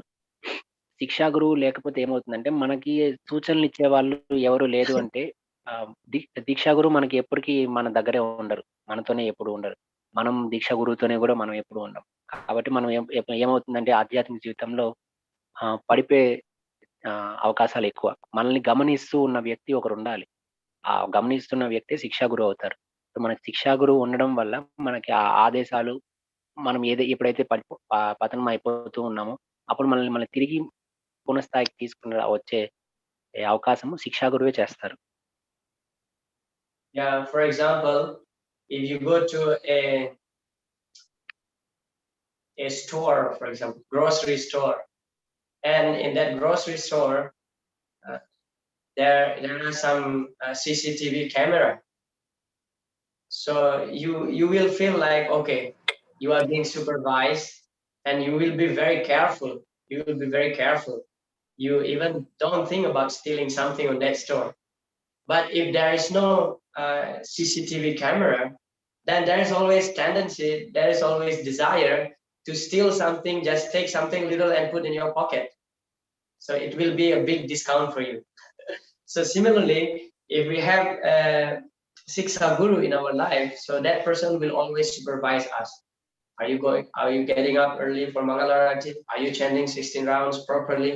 Are you following for the four golden principles nicely? Are you studying the Bhagavatam on the regular basis? Things like this. We need somebody to supervise us. But if we don't accept any Siksha Guru, okay, our Diksha Guru is far away somewhere there. Let me do whatever I want. So in that way, actually difficult for us to advance in Krishna consciousness. ఉదాహరణ ఒకటి చెప్పుకుంటే కిరాణా దుకాణాలు ఉంటాయి కొన్ని. ఆ కిరాణా దుకాణంలో cameras ఉంటాయి పైన అక్కడక్కడ, కెమెరాస్ అని, CCTVs అని. సో వీటిని ఎందుకు పెట్టడం వల్ల మనం ఎప్పుడైనా ఆ దుకాణంకి వెళ్ళినప్పుడు మనల్ని గమనిస్తున్నాయి అనేది మనకి ఒక లోపల ఒక భావన ఉంటుంది. అప్పుడు గమనిస్తున్నాయి అనడం వల్ల మనం ఏది దొంగతనం చేయకుండా ఉంటాం. అది ఒకవేళ లేదు అంటే మన యొక్క లక్షణం ఎట్లా ఉంటుందంటే ఏదన్నా దొంగతనం చేయాలి అని అంటే ఎవరు చూడటం లేదు కదా, దాన్ని తీసుకునేద్దాము అనే ఒక భావన ఉంటుంది కొన్నిసార్లు. సో ఇటువంటి పతనం అయ్యే అవకాశాలు లేకుండా మనల్ని నిత్యం మన యొక్క మన ఆధ్యాత్మిక జీవితంలో మనం అంటే మంగళారతి లేస్తున్నామా లేదా, లేదంటే పుస్తకాలు చదువుతున్నామా లేదా, దాన్ని అవగాహన చేసుకుంటున్నామా లేదా, లేదంటే ఈ జపం నిత్యం చేస్తున్నామా లేదా, ఇవంతా మనల్ని గమనించాలి గమనిస్తూ ఉన్న వ్యక్తి ఒకరు అడుగుతూ ఉంటే మనం నిత్యం చేస్తూ ఉంటాం. లేదు అంటే ఏమవుతుంది, దీక్షా గురువు మాత్రమే ఉన్నారు అంటే దీక్షా గురువు ఎక్కడో ఉంటారు.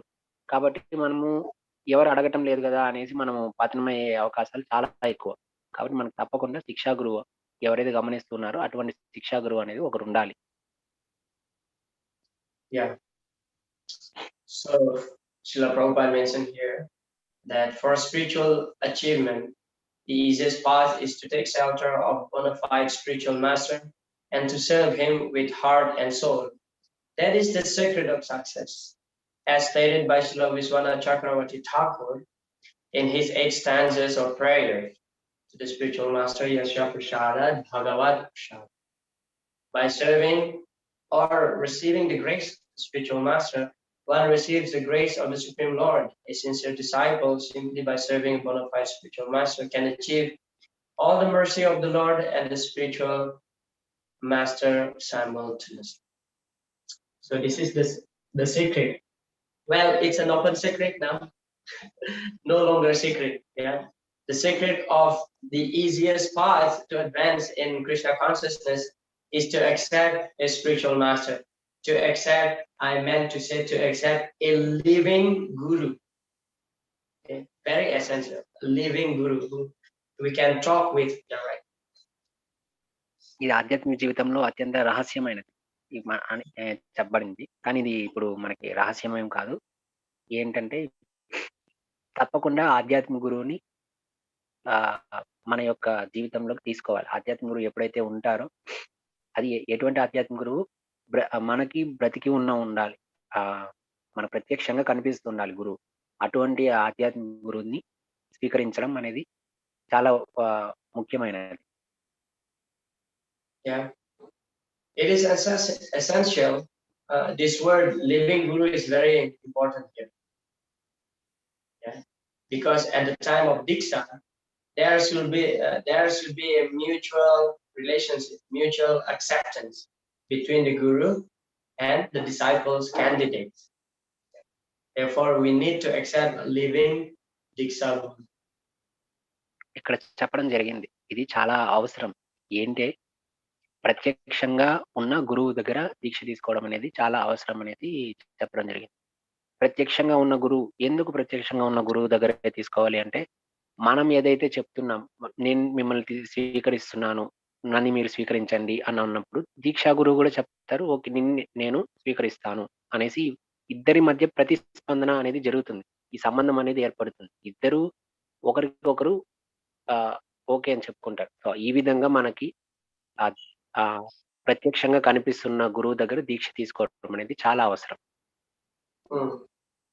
There is a group of people. This is from the ISKCON retreat. Yeah, probably you may heard before about this retreat or not yet.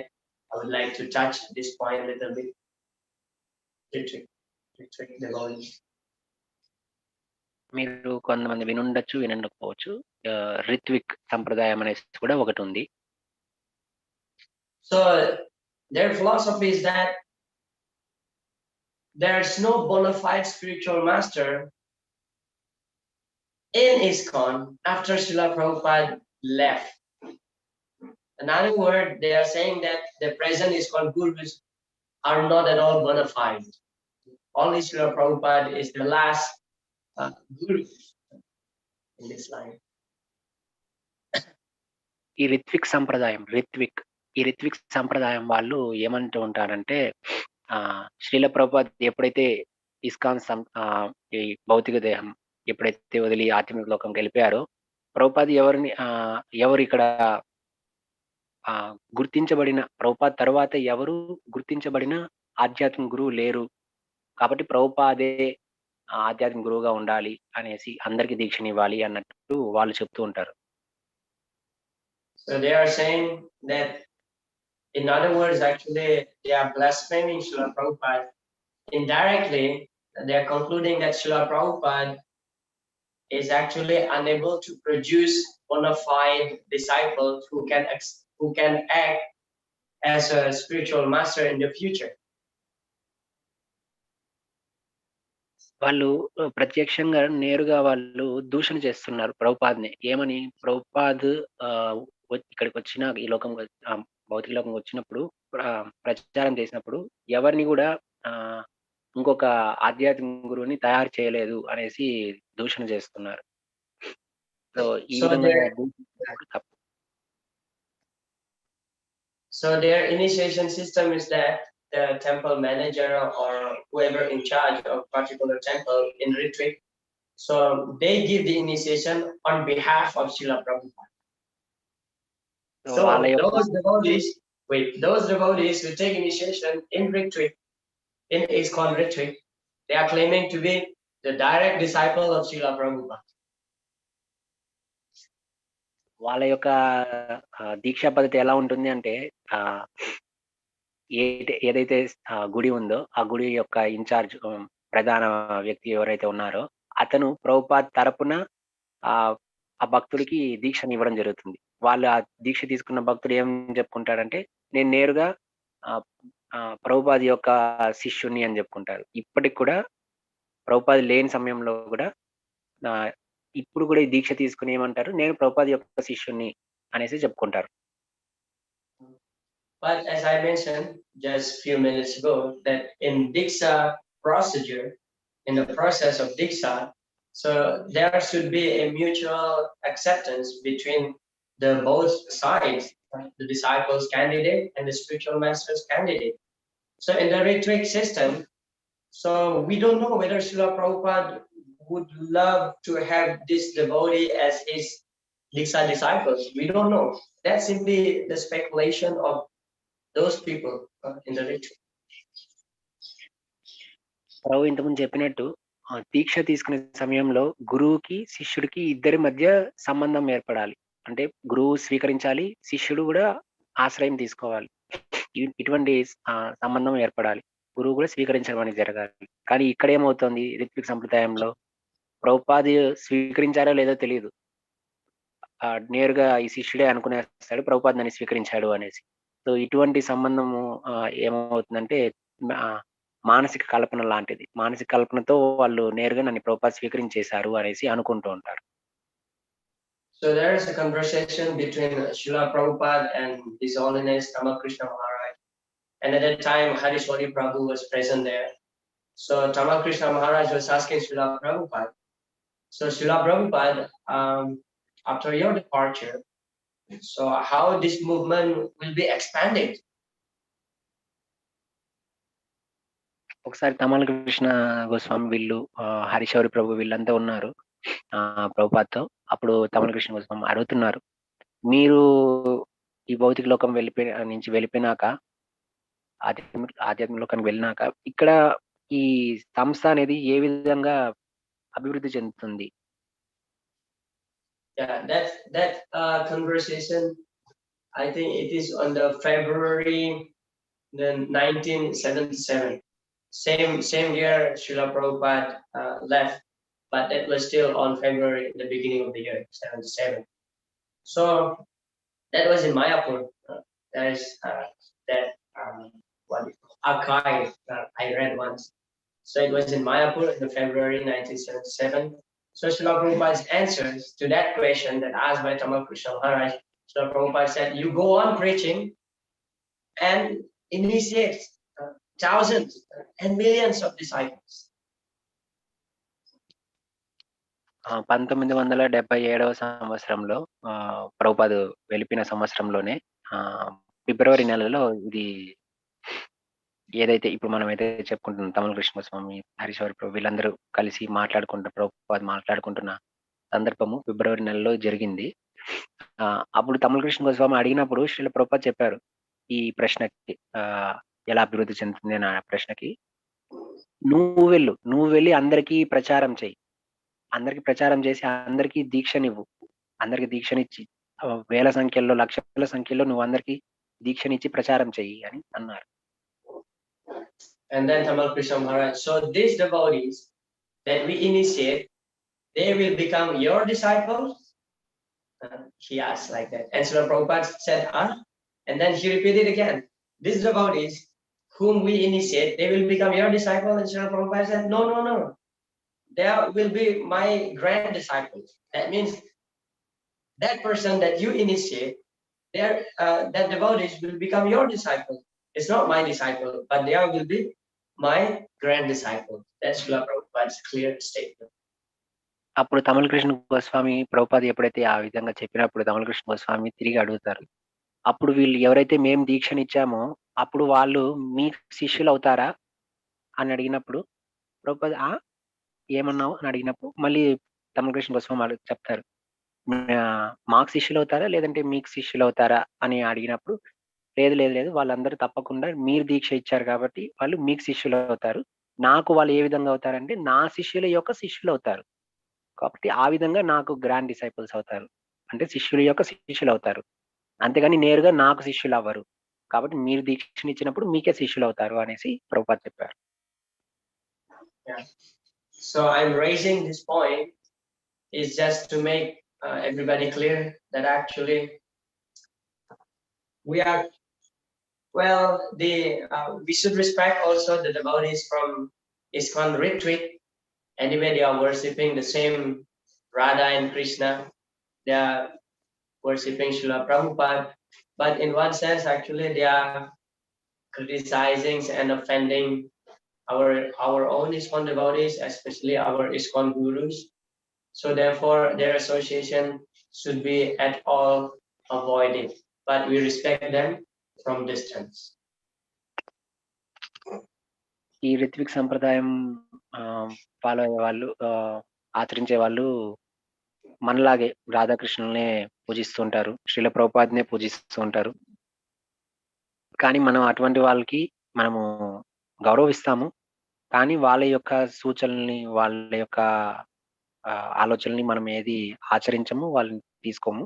వాళ్ళు ఎందుకు మనం ఎందుకు తీసుకోము అంటే, వాళ్ళు దూషణ చేస్తున్నారు. మన ఇస్కాన్ సంస్థలో ఉన్న గురువుల్ని, వీళ్ళందరినీ దూషణ చేస్తున్నారు. ఎప్పుడైతే అపరాధం భూషితంగా ఈ విధంగా చేస్తున్నారో అటువంటి భక్తుల నుంచి కూడా మనము ఎటువంటి సూచనలు అనేది తీసుకోకూడదు, అపరాధం అవుతుంది. కాబట్టి మనం అటువంటి వాళ్ళని గౌరవిస్తాము, కానీ వాళ్ళ యొక్క సూచనలు అనేది తప్పకుండా మనం ఆచరించాం. All right. So that's about Guru Padasraya. It's important to take shelter of the lotus feet of the spiritual master. I'm talking about living Guru, living spiritual master, because the living Guru is actually the manifestation of the Chaita Guru. So Paramatma, Krishna, who resides in everybody's heart, is known as the Chaita Guru, Guru from within. Because most of the time we are unable to hear what the Chaita Guru said to us. Therefore, the Chaita Guru manifests in the form of living Guru. And this living Guru can communicate with us directly. Therefore, it is very essential. Guru Padasraya. మనకి పరమాత్మ రూపంలో భగవంతుడు నిత్యం చైత్య గురువు రూపంలో, అంటే పరమాత్మగా మనలోనే ఉండి మనకి సూచనలు ఇవ్వడం జరుగుతూ ఉంటుంది. కానీ మనము అంతటి గొప్ప వ్యక్తులం కావు, మనం దాన్ని అర్థం చేసుకునే అంతటి. కాబట్టి పరమాత్మ ఏదైతే చెప్పదలుచుకున్నారో, చైత్య గురువు రూపంలో పరమాత్మ ఏదైతే చెప్పదలుచుకున్నారో, కృష్ణుడు ఏదైతే చెప్పదలుచుకున్నారో, దాన్ని మనకి ప్రత్యక్షంగా ఉన్న ఆధ్యాత్మిక గురువు మనకి సూచన ద్వారా చేయడం జరుగుతుంది. కాబట్టి తప్పకుండా మనకి ఆధ్యాత్మిక గురువు అనే వ్యక్తి మనకి బ్రతికి ఉన్న, మన మధ్య కనిపిస్తున్న ఆధ్యాత్మిక గురువుని స్వీకరించడం అనేది చేయాలి. So having said that, so now we have to move to the next lesson, is that selecting Guru. After we discuss about the Guru Padasraya, how important it is, now we move to the topic of selecting Guru. మనం ఇప్పటి వరకు చూసింది ఏమంటే, గురువుకి తప్పకుండా ఆశ్రయం తీసుకోవాలి, గురువు దగ్గర ఆశ్రయం తీసుకోవాలి అని చూసాం. అది గురువు దగ్గర ఆశ్రయం తీసుకోవాలనుకున్నాం. ఎటువంటి గురువు దగ్గర ఆశ్రయం తీసుకోవాలనేది ఇప్పుడు చూద్దాం. So before selecting Guru, we have to know what are the qualifications of a bona fide spiritual master. ఎటువంటి ఆధ్యాత్మిక గురువు దగ్గర తీసుకోవాలి అనేది కొన్ని లక్షణాలు ఉంటాయి ఆధ్యాత్మిక గురువుకి. అటువంటి ఆ లక్షణాలను మనం కొన్ని గమనిద్దాం ఇప్పుడు. Yeah. So this verse is very famous verse from the Upadaya Smrita by Srila Rupa Goswami. The first verse. Yeah. Pacho vegam manasa krodha vegam jiva vegam udarupasta vegam etan vegam yogi saheta dira sarvam apimam prithivim chashishya. So sarvam apimam prithivim chashishya. He can accept disciple all over the world, provided he should able to control the 6 urges. A sober person who can tolerate the urge to speak. This is the Vacho Vega, urge to speak. Manasa, the mind's demand. Manasa Krodha, anger. Jiva, the urges of the tongue. Udara and Upasta, belly and genitals. So if a person can control these 6 demands, these 6 urges, then he's eligible to accept the disciples all over the world. ఎవరైతే తెలివిగల వ్యక్తి ఎవరైతే ఉన్నారో అతను ఏం చేస్తారు అంటే, తెలివిగల వ్యక్తి అంటే ఇక్కడ మనం ఆధ్యాత్మిక గురువుని చూస్తున్నాం. ఆధ్యాత్మిక గురువు యొక్క లక్షణం. సో ఎవరైతే తెలివిగల వ్యక్తి ఉన్నారో అతను గురువు అవ్వడానికి ఒక 6 లక్షణాలున్నాయి. 6 లక్షణాలు ఇక్కడ రూపగోస్వామి చెప్తున్నది ఏమంటే, మొదటిది వాచ వేగం. మన తన యొక్క నోరుని అదుపులో ఉంచుకోవడము, మనసుని అదుపులో ఉంచుకోవడం, ఇంద్రియాలని అదుపులో ఉంచుకోవడము, నోటిని ఈ విధంగా ఒక 6 లక్షణాలు, తన ఉదరాన్ని, తన యొక్క జెంటల్స్ వీటిని అదుపులో ఉంచుకోవడం అనేది జరుగుతూ ఉంటుంది. So I would personally suggest to all of us here to study very carefully this Upadeshamrita. It's a very small book, consists of 11 verses by Sri Rupa Goswami, but it's very profound, it's very deep, and that could be one of the perfect guidance for our devotional practice. Upadeshamrita. Upadeshamrita. Upades means instruction. Amrita means nectar. So we are seeking this nectar of instruction from Rupa Goswami. So we can learn this small book. రూప గోస్వామి రచించిన ఇది ఉపదేశామృతం అనేది ఉంది. ఈ ఎవరైతే గురు పాదాశ్రయం తీసుకోవాలనుకున్నారో వీళ్ళు ఈ ఉపదేశామృతం చదవడం కూడా చాలా ముఖ్యమైనది. దీంట్లో మనకి గురువు యొక్క లక్షణాలు, వాటి గురించి కూడా మనకి పూర్తిగా అవగాహన జరుగుతుంది. Yeah. So from this verse we can learn the qualification of a bona fide guru. First of all, it should be a sense control. He should be able to control his senses. గురువు యొక్క ముఖ్య లక్షణం ఇక్కడ చెప్తున్నది ఈ ఉపదేశామృతంలో. మొదటిది తన యొక్క ఇంద్రియాల్ని అదుపులో ఉంచుకోగలుగుతారు. So because in spiritual practice we are actually demanded to control our senses. Tapasa, brahmacharyena, samena cha, namena cha, and so on. So the first place is mentioned tapasya, means austerity, controlling the senses. If we act as a spiritual master, we should be able, first of all, to control our senses. Otherwise, people may, take us very cheaply. How can you instruct me, for example, how can you instruct me to control my senses if you yourself is unable to control your senses? ఈ ఆధ్యాత్మిక గురువు అవ్వాలి అంటే తప్పకుండా ఒక లక్షణం ఏమంటే ఇంద్రియాల్ని అదుపులో ఉంచుకోవడం. ఆధ్యాత్మిక జీవితంలో పురోగమి అవ్వాలన్నా కూడా మామూలుగా ఏమవుతుందంటే బ్రహ్మచర్యం చేయడము, తపస్సు చేయడము, ఇటువంటివి. తపస్సు అంటే మన యొక్క ఏదైతే ఉన్నాయో నియమాలు ఇవంతా ఉన్నాయో వాటిని తప్పకుండా ఆచరించడం, ఇటువంటి తపస్సులు ఉంటాయి. సో ఈ తపస్సులన్నింటినీ కూడా చేయడం జరుగుతుంది. ఈ తపస్సు ఎప్పుడైతే చేస్తామో అప్పుడు ఇంద్రియాలని అదుపులో ఉంచుకోవడము ఇవంతా కూడా జరుగుతుంది. సో ఆధ్యాత్మిక గురువుగా మనము ఒకవేళ ఆధ్యాత్మిక గురువుగా అవ్వాలనుకున్నా కూడా ఈ లక్షణం అనేది ఉండాలి. ఏది ఇంద్రియాలని అదుపులో ఉంచుకోవడం. లేదు అంటే ఏమవుతుందంటే ఆ వ్యక్తి ఎవరైతే శిష్యుడు ఉన్నారో ఆధ్యాత్మిక గురువుని చాలా చౌకగా, చీప్ గా చూస్తూ ఉంటారు. Yeah. Therefore, guru is generally known as the acharya. Acharya means one who is teaching through his personal example. So గురువుని ఆచార్యులు అంటాం. ఆచార్య అంటే తను ఉదాహరణ పూర్వకంగా తను ఆచరించి ఇంకొకరికి చెప్తూ ఉంటారు. First achar and then prachar. First we practice ourselves very diligently and then we teach to others. First achar and then prachar. Otherwise, if we don't practice our philosophy, others will take us cheaply, and when we say something, they will not listen because we behave improperly. కాబట్టి ఆచార్య అయ్యారు. ఆచార్య అంటే ఆచరిస్తారు, ప్రచారం చేస్తారు. So ఆ విధంగా తను ఆచరించడం ద్వారా ఉదాహరణ పూర్వకంగా ఇంకొకరికి కూడా ప్రచారం చేస్తారు. అప్పుడు ఆ ప్రచారం చేసిన వ్యక్తి, తీసుకున్న వ్యక్తి కూడా తను దాన్ని ఆచరించగలుగుతారు. కాబట్టి గురువు ఆచరించి ప్రచారం చేస్తారు. అప్పుడు మనం గురువు పట్ల మనకి పూర్తి గౌరవము అవంతా జరుగుతుంది. లేదు అంటే ఎప్పుడైతే ఆ గురువు ఆచరించకుండా ప్రచారం చేస్తారో అప్పుడు మనం గురువుని చౌకగా తీసుకోవడం జరుగుతుంది.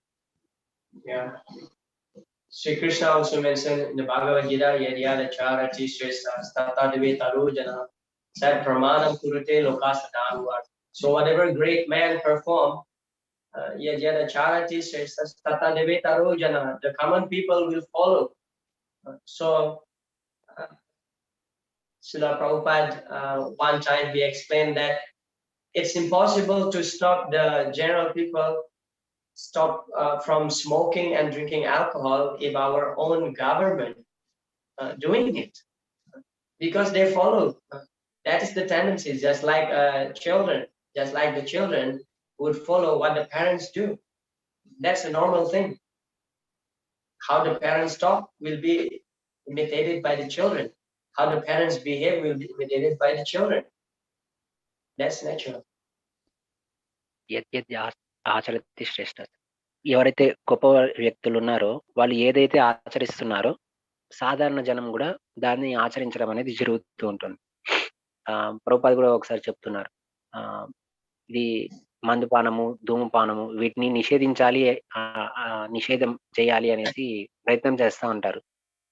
సాధారణ జనం దాన్ని అయినా కూడా ధూమపానం చేస్తూ ఉంటారు. ఎందుకు చేస్తూ ఉంటారంటే గవర్నమెంట్ ఏదైతే ప్రభుత్వం ఉందో దాన్ని తీసుకుని వస్తూనే ఉంది.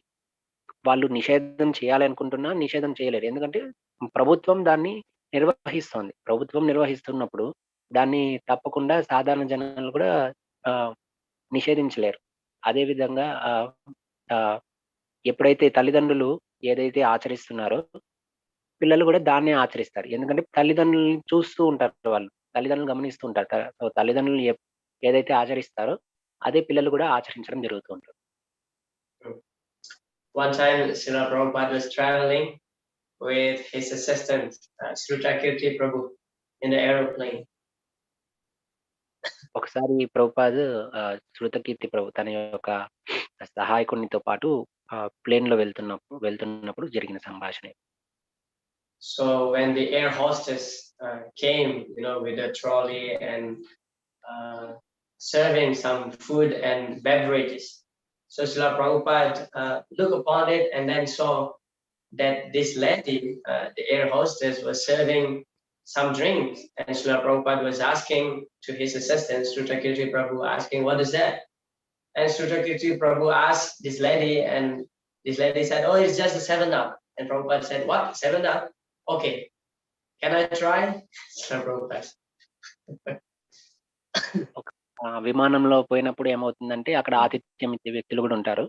సో ఆతిథ్యం ఇచ్చే వ్యక్తులు ఒకరు కొన్ని తాగేవి తినేవి తీసుకుని వస్తూ ఉంటారు. అప్పుడు శ్రీల ప్రభుపాద్ వాటిని చూసి శృతకీర్తి ప్రభుని అడుగుతారు, అది ఏమిటి అని అడిగినప్పుడు శృతకీర్తి ప్రభు ఆమెను అడుగుతారు. ఆమెను అడిగినప్పుడు ఇది 7-Up అని చెప్తారు. అప్పుడు శ్రీల ప్రభుపాద్ ఓకే, నేను దాన్ని ప్రయత్నం చేయొచ్చా, ఒకసారి తీసుకోవచ్చా అని అడుగుతారు. And then of course this lady gave 1 cup to both of them, Srila Prabhupada and Srutakirti. And then Srila Prabhupada drank that 7-Up, and Srila Prabhupada said, it's so refreshing. అప్పుడు ఆమె ఇద్దరికి అది 7-Up ని ఇస్తుంది, తాగడానికి ఇస్తుంది చిన్న చిన్న కప్స్ లో. అప్పుడు శ్రీల ప్రభుపాద్ దాన్ని తాగి ఇది చాలా బాగుంది, చాలా రిఫ్రెషింగ్, ఉత్తేజపరుస్తోంది అని చెప్తారు. And Srila Prabhupada demanded one more cup. And again Srila Prabhupada drank that and he said, oh, so refreshing.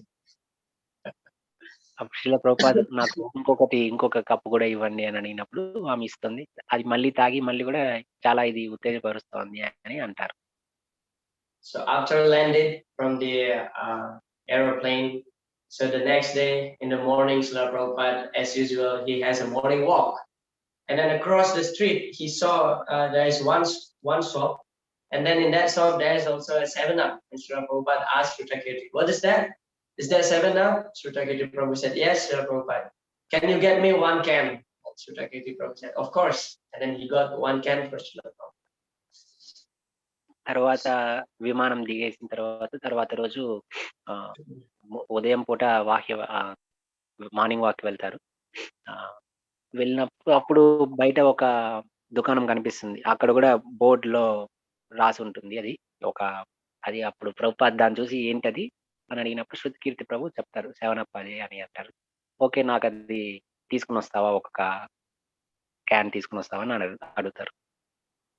And then within a short time, this story, this news spread all over the world to the devotees that Srila Prabhupada drank 7-Up.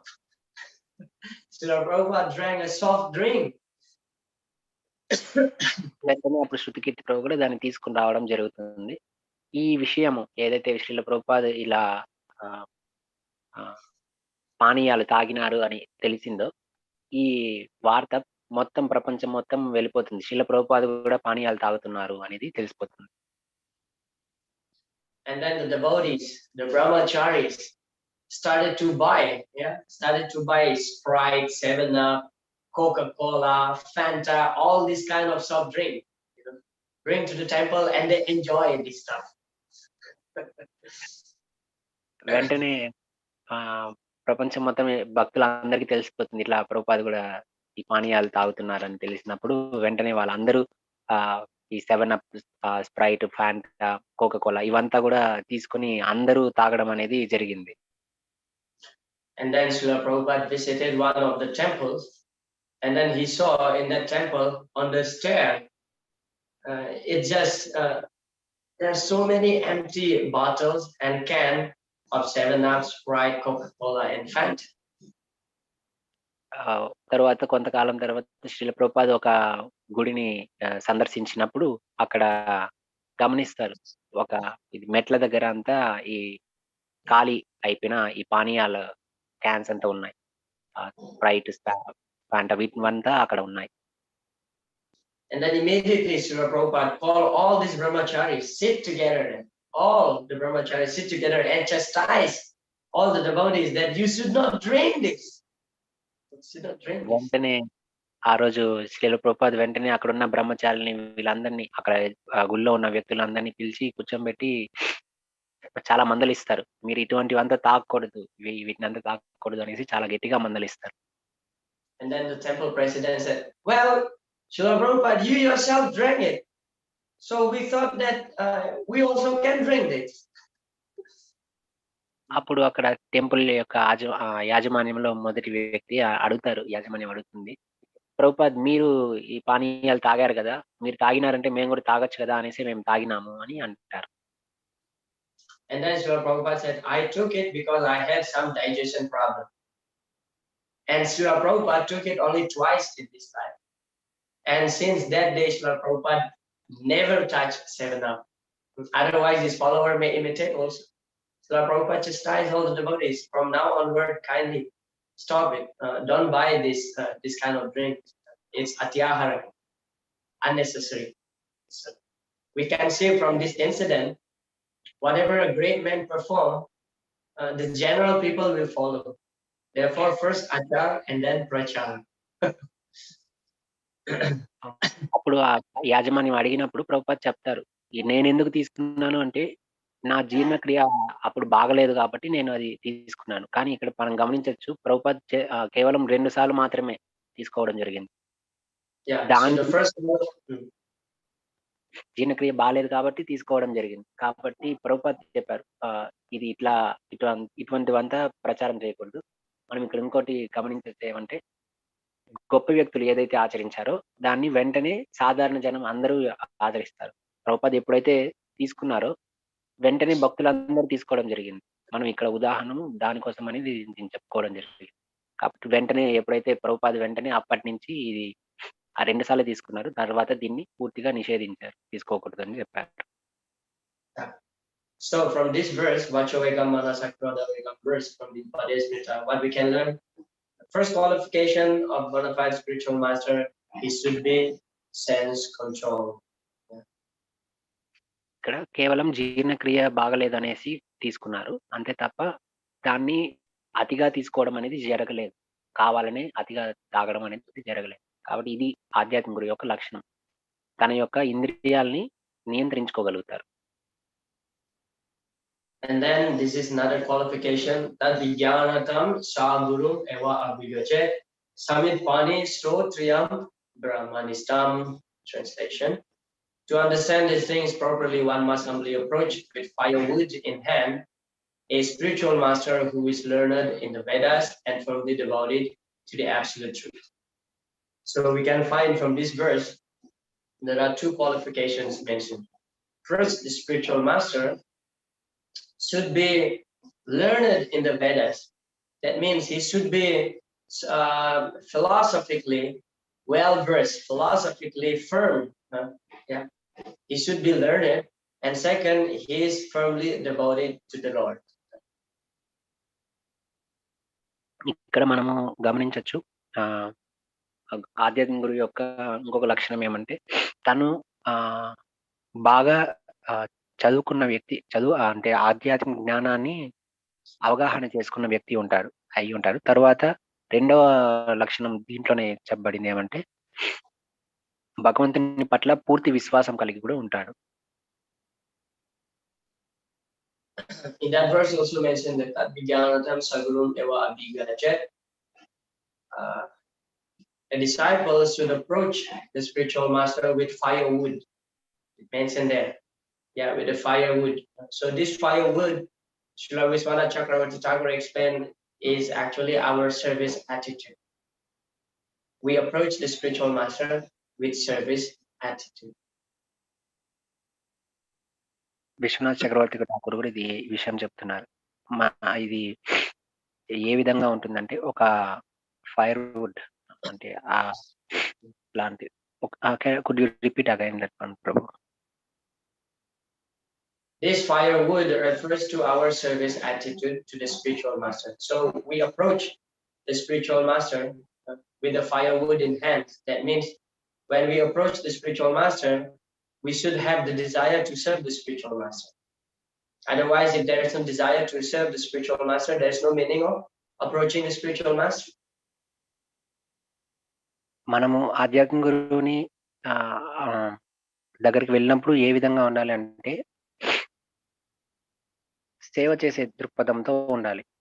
లేదు అంటే మనకి అటువంటి లక్షణం అనేది కలగదు. ఈ fire would అంటే కట్టెల పొయ్యిలు ఇవంతా పెడతాం కదా, అక్కడ వాటిలో అగ్ని రగలాలి అంటే వాటిలో ఆ లక్షణం కూడా ఉండాలి ఆ కట్టెలకి. అదే విధంగా మనము ఆధ్యాత్మిక గురువు దగ్గరికి వెళ్ళేటప్పుడు మనము ఆధ్యాత్మిక గురువుకి సేవ చేయాలి అనే దృక్పథం కూడా మనకి ఉండాలి. Yeah. And then another qualification here is from the Chaitanya Charitamrita, the glories of Srila Haridas Thakur. Achar prachar namera karahadui karya, tumi sarva guru, tumi jagat thera. Yeah. You simultaneously perform both duties in relation to the holy name by your personal behavior and by your preaching. Therefore, you are the spiritual master of the entire world, or you are the most advanced devotee in the world. So from this verse, we understand, as I mentioned, achar and prachar. First, the spiritual master will practice very diligently, then he will preach. ఇక్కడ చైతన్య చరితామృతంలో కూడా ఇది చెప్పడం జరిగింది. ప్రచార్ ఆచరించు ఆధ్యాత్మిక గురువు యొక్క లక్షణం ఇది. ఆచరిస్తారు ఆధ్యాత్మిక గురువు తన ఏదైతే చేస్తున్నాడో దాన్ని ఆచరిస్తూ దాన్ని ప్రచారం చేస్తారు. ఈ విధంగా తను మొత్తం ప్రపంచం మొత్తం దాన్ని ప్రతి ఒక్కరికి ప్రచారం చేయడం అనేది జరుగుతుంది. And this is the most important qualification. You can make a note of this verse. Very nice. Kiba vipra kiba nyasi sudra kenenoi jai Krishna tatra veda se guru hoy.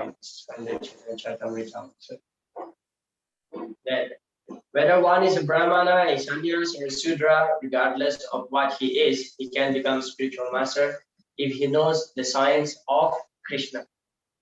This is the most important qualification. The spiritual master, first of all, he should be the devotee of the Lord, because this verse mentioning that he should know the science of Krishna, Krishna Tattva. Krishna Tattva, say Guru Hoy. First, he should know the science of Krishna. And Krishna cannot be understood unless we approach Krishna with love and devotion, with bhakti. Nobody can understand Krishna if he doesn't have bhakti. So Krishna can be understood only through devotional service. So the qualification of the Guru mentioned here is that he should be a devotee who understands Krishna. ఇక్కడ ఇంకొక ముఖ్యమైన లక్షణము చెప్పడం జరిగింది. ఆధ్యాత్మిక గురువు యొక్క ముఖ్యమైన లక్షణము. అతను బ్రాహ్మణ అయిన ఉండొచ్చు, క్షత్రియుడైన బ్రాహ్మణ, లేదంటే ఏదైనా బ్రాహ్మణుడు అనేసే కాదు, మంచి అత్యంత ధనికుడైన ఎటువంటి శూద్రుడైనా సరే, ఎటువంటి వ్యక్తి అయినా సరే, తను కృష్ణతత్వం అంటే కృష్ణుని గురించి పూర్తి అవగాహన కలిగిన వ్యక్తి అయి ఉంటే తప్పకుండా అతను గురువు అవ్వచ్చు. గురువు అయ్యి ప్రతి ఒక్కరికి ప్రచారం చేయొచ్చు ఆ తత్వాన్ని, కృష్ణ తత్వాన్ని. So it doesn't matter, yeah, as this verse mentioned, kiba vipra kibanyasi sudra keneno. It doesn't matter from which family one is born, whether he is born in a Brahmin family, Sudra family, whether one is a sannyas or he is a grihastha, it doesn't matter. As long as he knows the Krishna Tattva, so he is eligible to become a spiritual master. తప్పకుండా తను బ్రాహ్మణ లేదంటే సన్యాసి ఇట్లా అవ్వాలనేసి ఏం లేదు. ఎవరైనా సరే, బ్రాహ్మణ అవని, సన్యాసి అవని, శూద్రుడు అవనవని, గృహస్థాన అవని, ఎటువంటి స్థాయిలో ఉన్నా కూడా తను కృష్ణతత్వం అవగాహన చేసుకుని ఉంటే తను గురువు అయ్యి దాన్ని ప్రచారం చేయొచ్చు. చందాలోపి ద్విజ శ్రేష్ఠ హరి భక్తి పరాయణ హరి భక్తి విహీనాశ ద్విజోపి స్వపక్షో. Very nice verse. చందాలోపి ద్విజ శ్రేష్ఠ హరి భక్తి పరాయణ. Even if one is born in the family of a dog eater, Chandala, but Hari Bhakti Parayana, if he has bhakti in his heart, that person considered to be even greater than a Brahmana. ఇంకొక శ్లోకంలో చెప్పబడింది, ఒక వ్యక్తి కుక్కలు తినే వంశంలో పుట్టిన వ్యక్తి అయినా కూడా తనలో కృష్ణ భక్తి అనేది కలిగి ఉంటే తను మంచి బ్రాహ్మణ కుటుంబంలో పుట్టిన వ్యక్తి కన్నా చాలా గొప్పవాడు. హరి భక్తి విహీనాశ్చ ద్విజోపి స్వపచో అధమః. Even if one is born in a family of a Dvija or Brahmana, Hari Bhakti Vihinasya, if he doesn't have bhakti to Lord Hari, Lord Krishna, Dvijopi Swapacho Adamaha, he is considered to be even more degraded than the Swapacho, the dog eater.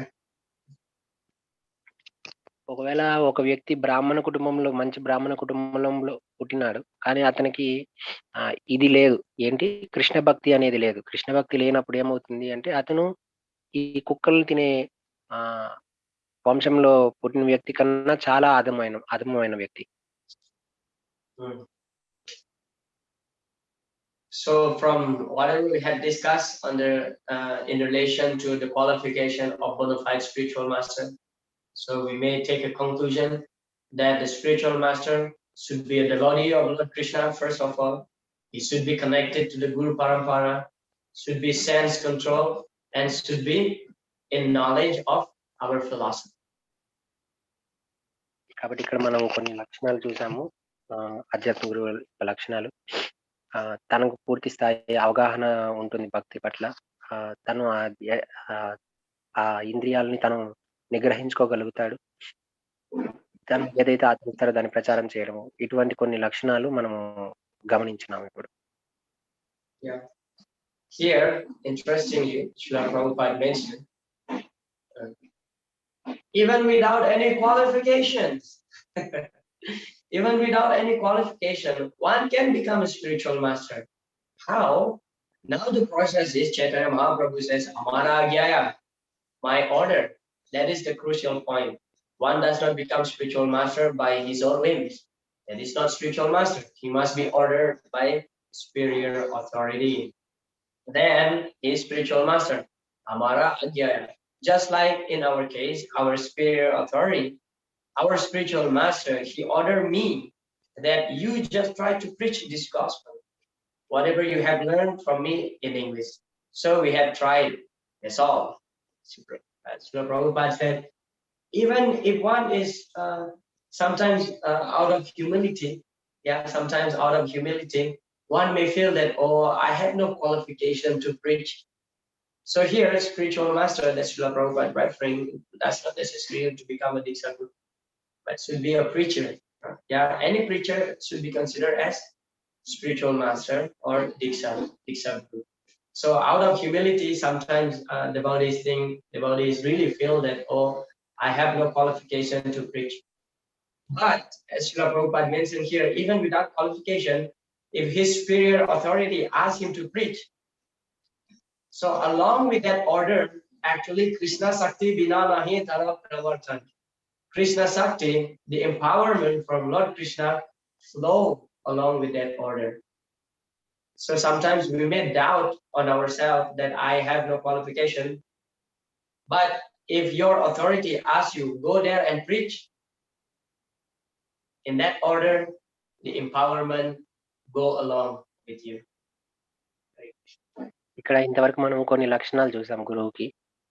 కానీ గురువు అవ్వాలి అంటే కొన్ని లక్షణాలు చూసాం. కానీ చైతన్య మహాప్రభు చెప్తున్నారు, గురువు అవ్వడానికి ఏ లక్షణాలు లేకపోయినా సరే, అమార ఆజ్ఞాయ, నా యొక్క ఆజ్ఞ చేత నువ్వు ప్రచారం చేయి అంటున్నారు. అంటే మన యొక్క ఉన్నత స్థాయిలో ఉన్న వ్యక్తులు మనకి ఎప్పుడైతే ఆజ్ఞ ఇస్తారో, దాన్ని మనకి ఒకవేళ మనకి ఎటువంటి లక్షణం లేకపోయినా, మనకు ఉన్నతమైన వ్యక్తులు ఎప్పుడైతే ఆజ్ఞ ఇచ్చారో, ఆ ఆజ్ఞ ద్వారా మనకి కృష్ణుని కృప అనేది కలుగుతుంది.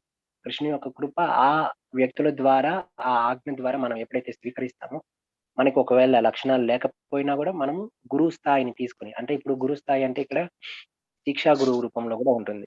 మనకి వాళ్ళు దీక్షా గురువు అనేసి లేదు, శిక్షా గురువు రూపంలో కూడా ఆ ఆజ్ఞని, వాళ్ళకి లక్షణాలు లేకపోయినా ఆ ఆజ్ఞని తీసుకుని ప్రచారం చేయడం అనేది జరుగుతుంది. ఇక్కడ ప్రభుపాద్కి వాళ్ళ యొక్క గురువు ఆజ్ఞ ఇచ్చారు, ఏమిటి ఆంగ్లంలో నువ్వు ప్రతి ఒక్కరికి పోయి ప్రచారం చేయి అనేది. ఆ విధంగా గురువు యొక్క ఆజ్ఞని స్వీకరించారు. అదేవిధంగా మనలో ఒకవేళ ఎటువంటి లక్షణాలు లేకపోయినా కూడా మనం కృష్ణుని యొక్క కృప ఆ వ్యక్తి ద్వారా మనకి ఆజ్ఞ రూపంలో, మనలో లక్షణం లేకపోయినా కూడా ఆజ్ఞ రూపంలో వస్తుంది. అప్పుడు మనకి ఆ గురువు అయ్యే అవకాశం కూడా కలుగుతుంది. So Srila Prabhupada mentioned about himself here. Just like our humble self was asked by our spiritual master to preach, and Srila Prabhupada said, that's it. Actually, if we read the Srila Prabhupada's Lilamrita, interestingly, actually this book is so poetic by Satswarup Maharaj. It's so poetic, Satswarup Maharaj. So he explained there how Srila Prabhupada met Srila Bhaktisiddhanta Saraswati Thakur for the first time. So Srila Prabhupada, actually, he was, follower of Gandhi at that time.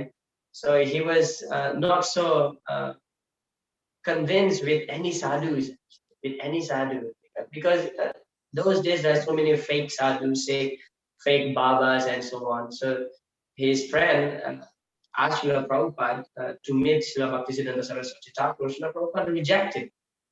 And then his friend said that, okay, if you don't want to meet this person, so our friendship is over here. And Srila Prabhupada went just to fulfill his friend's desire.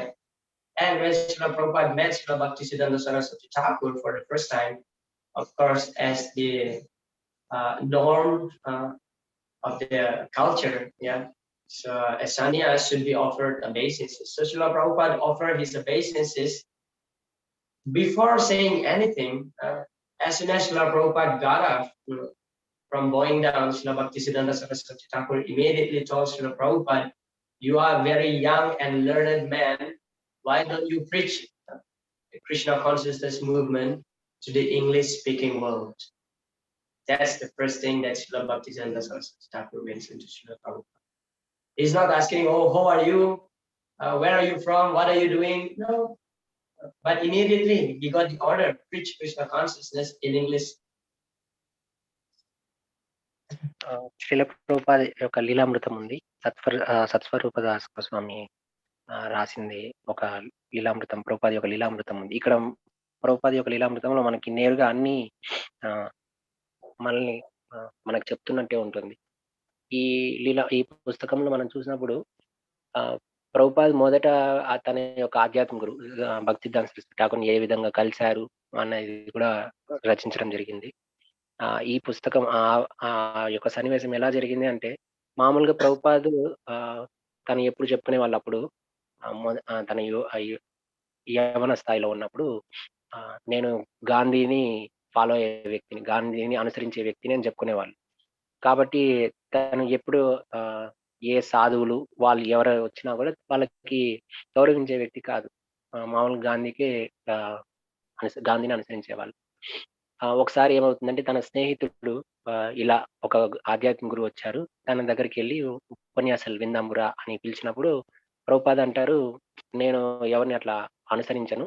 నేను రాను" అంటారు. అప్పుడు ఆ వ్యక్తి చెప్తాడు, తన స్నేహితుడు చెప్తాడు, "నువ్వు గాని రాకపోతే నేను నీతో స్నేహం చేయను. నువ్వు నాతో స్నేహం చేయొద్దు" అనేసి చెప్తారు. అప్పుడు వెంటనే ప్రభుపాద సరే, సరే అట్లా ఏమి అనుకోవద్దు అనేసి ఆహ్, తన స్నేహితుడితో పాటు అక్కడికి వెళ్ళడం జరుగుతుంది. ఆ ఉపన్యాసానికి వెళ్ళడం జరుగుతుంది. మామూలుగా ప్రభుపాద్ అక్కడున్న వ్యక్తి సన్యాసి. భక్తివేదాంత ఠాకూర్ సన్యాసి. సో, సన్యాసి అంటే ఆ కాలంలో వెంటనే గౌరవం ఇచ్చేవాళ్ళు. కాబట్టి ప్రభుపాదు ఒబిసెన్సెస్ చేస్తారు. ప్రణామాలు చేస్తారు. ప్రణామాలు చేసి ఏమి మాట్లాడరు. అంతలోనే వెంటనే భక్తివేదాంత సరస్వతి ఠాకూరే ప్రభుపాద్‌ని చూసి, "మీరు చాలా యవ్వన స్థాయిలో ఉన్నారు. యువకులు. అందులోనూ మీరు చాలా తెలివిగల వ్యక్తులు.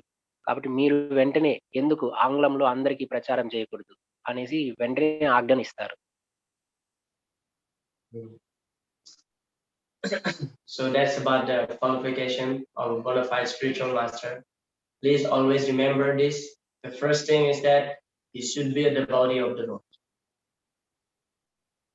కాబట్టి ఇక్కడ మనం గమనించొచ్చు. ఒక ప్రభుపాద్‌కి అప్పుడు ఏమి లక్షణాలు లేకపోయినా గూడా వెంటనే ఆజ్ఞని అనేది భగవంతుని కృప అనేది రావడం జరిగింది. కాబట్టి ఈ విధంగా మనము గమనిస్తే ఆధ్యాత్మిక గురువుకి మొదటి లక్షణము తను కృష్ణుడికి భక్తుడై ఉంటాడు. And then second, he should be a sense control. రెండవ లక్షణం ఏమంటే తన యొక్క ఇంద్రియాల్ని అదుపులో ఉంచుకోగలుగుతాడు. And then the third one is that he should be firm and established in our philosophy, Krishna conscious philosophy. మూడవది అత్యంత దృఢంగా పూర్తి విశ్వాసంతో ఈ కృష్ణ చైతన్య తత్వం పట్ల పూర్తి విశ్వాసం కలిగి ఉంటాడు. And then he should be connected to disciplic succession, Guru Parampara. నాలుగవది ఆ ఆధ్యాత్మిక గురు పరంపరలో సంబంధం ఏర్పరచుకుని ఉంటారు. And the last one is that he becomes Guru because he was ordered by his superior to act as a Guru. So a bona fide Guru will not make himself Guru. No, because his authority asking him to become a Guru. Therefore, he become Guru and take disciples. Otherwise, we as devotees, generally we feel reluctant because to become a Guru is such a great responsibility. It's burden. When you take disciples, that means you are taking a lot of burden. Therefore, the last qualification is that he should be ordered by his authority and take this service. He's acting as Guru, actually. He's serving his authority in that role. So he's not becoming Guru by his own desire. Oh, I want to become a Guru. I already 40 years in ISKCON. Now I want to become a Guru. I want to have a lot of followers. No, it's not correct attitude. But he becomes Guru because he's serving his authority. His authority asks him, be Guru and take disciples. ఐదవ లక్షణం ఏమంటే తను ఒకరి చేత ఆజ్ఞ అంటే తన యొక్క గురువు చేత తన యొక్క ఉన్నతమైన భక్తుల చేత ఆజ్ఞని ఇచ్చినప్పుడు దాన్ని స్వీకరించి గురువుగా అవ్వడం. అంతే తప్ప తను నేరుగా గురువు అవ్వాలి అనే ఉద్దేశం ఉండదు. ఎందుకంటే ఇది గురువు అవ్వడం అనేది చాలా భారమైన పరిస్థితి. ఏమంటే తను శిష్యుల్ని స్వీకరిస్తూ ఉండాలి. వాళ్ళ యొక్క పాపాలని అంతా స్వీకరించడం జరుగుతుంది. సో ఇది చాలా అత్యంతమైన భారంతో కూడిన పరిస్థితి. కాబట్టి తను ఒక గురువు అవ్వాలి అంటే చివరిది ఏమంటే తను నేరుగా అవ్వడం కాదు, ఒకరి నుంచి ఆ ఆజ్ఞ అనేది రావాలి. నువ్వు గురువు అయ్యి ప్రచారం చెయ్యి అని ఆ ఒక సేవ అనే సేవ అనే దృక్పథంతో దాన్ని తీసుకోవడం జరుగుతుంది. సేవ అనే దాంతోనే జరుగుతుంది. కాబట్టి ఆ విధంగా తను ఒక ఆజ్ఞ వచ్చినప్పుడు మాత్రమే గురువు అవ్వాలి. So before moving to the next discussion about the general procedure of selecting Guru, which already been touched earlier, but we would like to discuss this topic in detail. So were there any questions or comments on the matter of qualification of spiritual master? ఇప్పటి వరకు చెప్పుకున్న దాంట్లో గురువు యొక్క లక్షణాలు వీటి గురించి, ప్రభుపాద ఆశ్రయం గురించి, వీటి గురించి ఏమన్నా మీకు ఏదైనా ప్రశ్నలు ఉంటే అడగవచ్చు.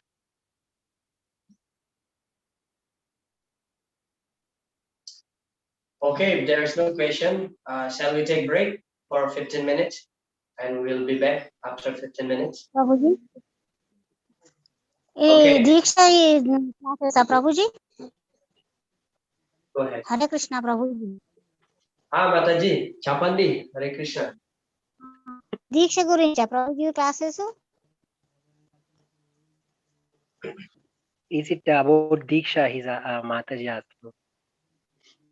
How? Is the classes are about Diksha? Mataji is asking. Yes.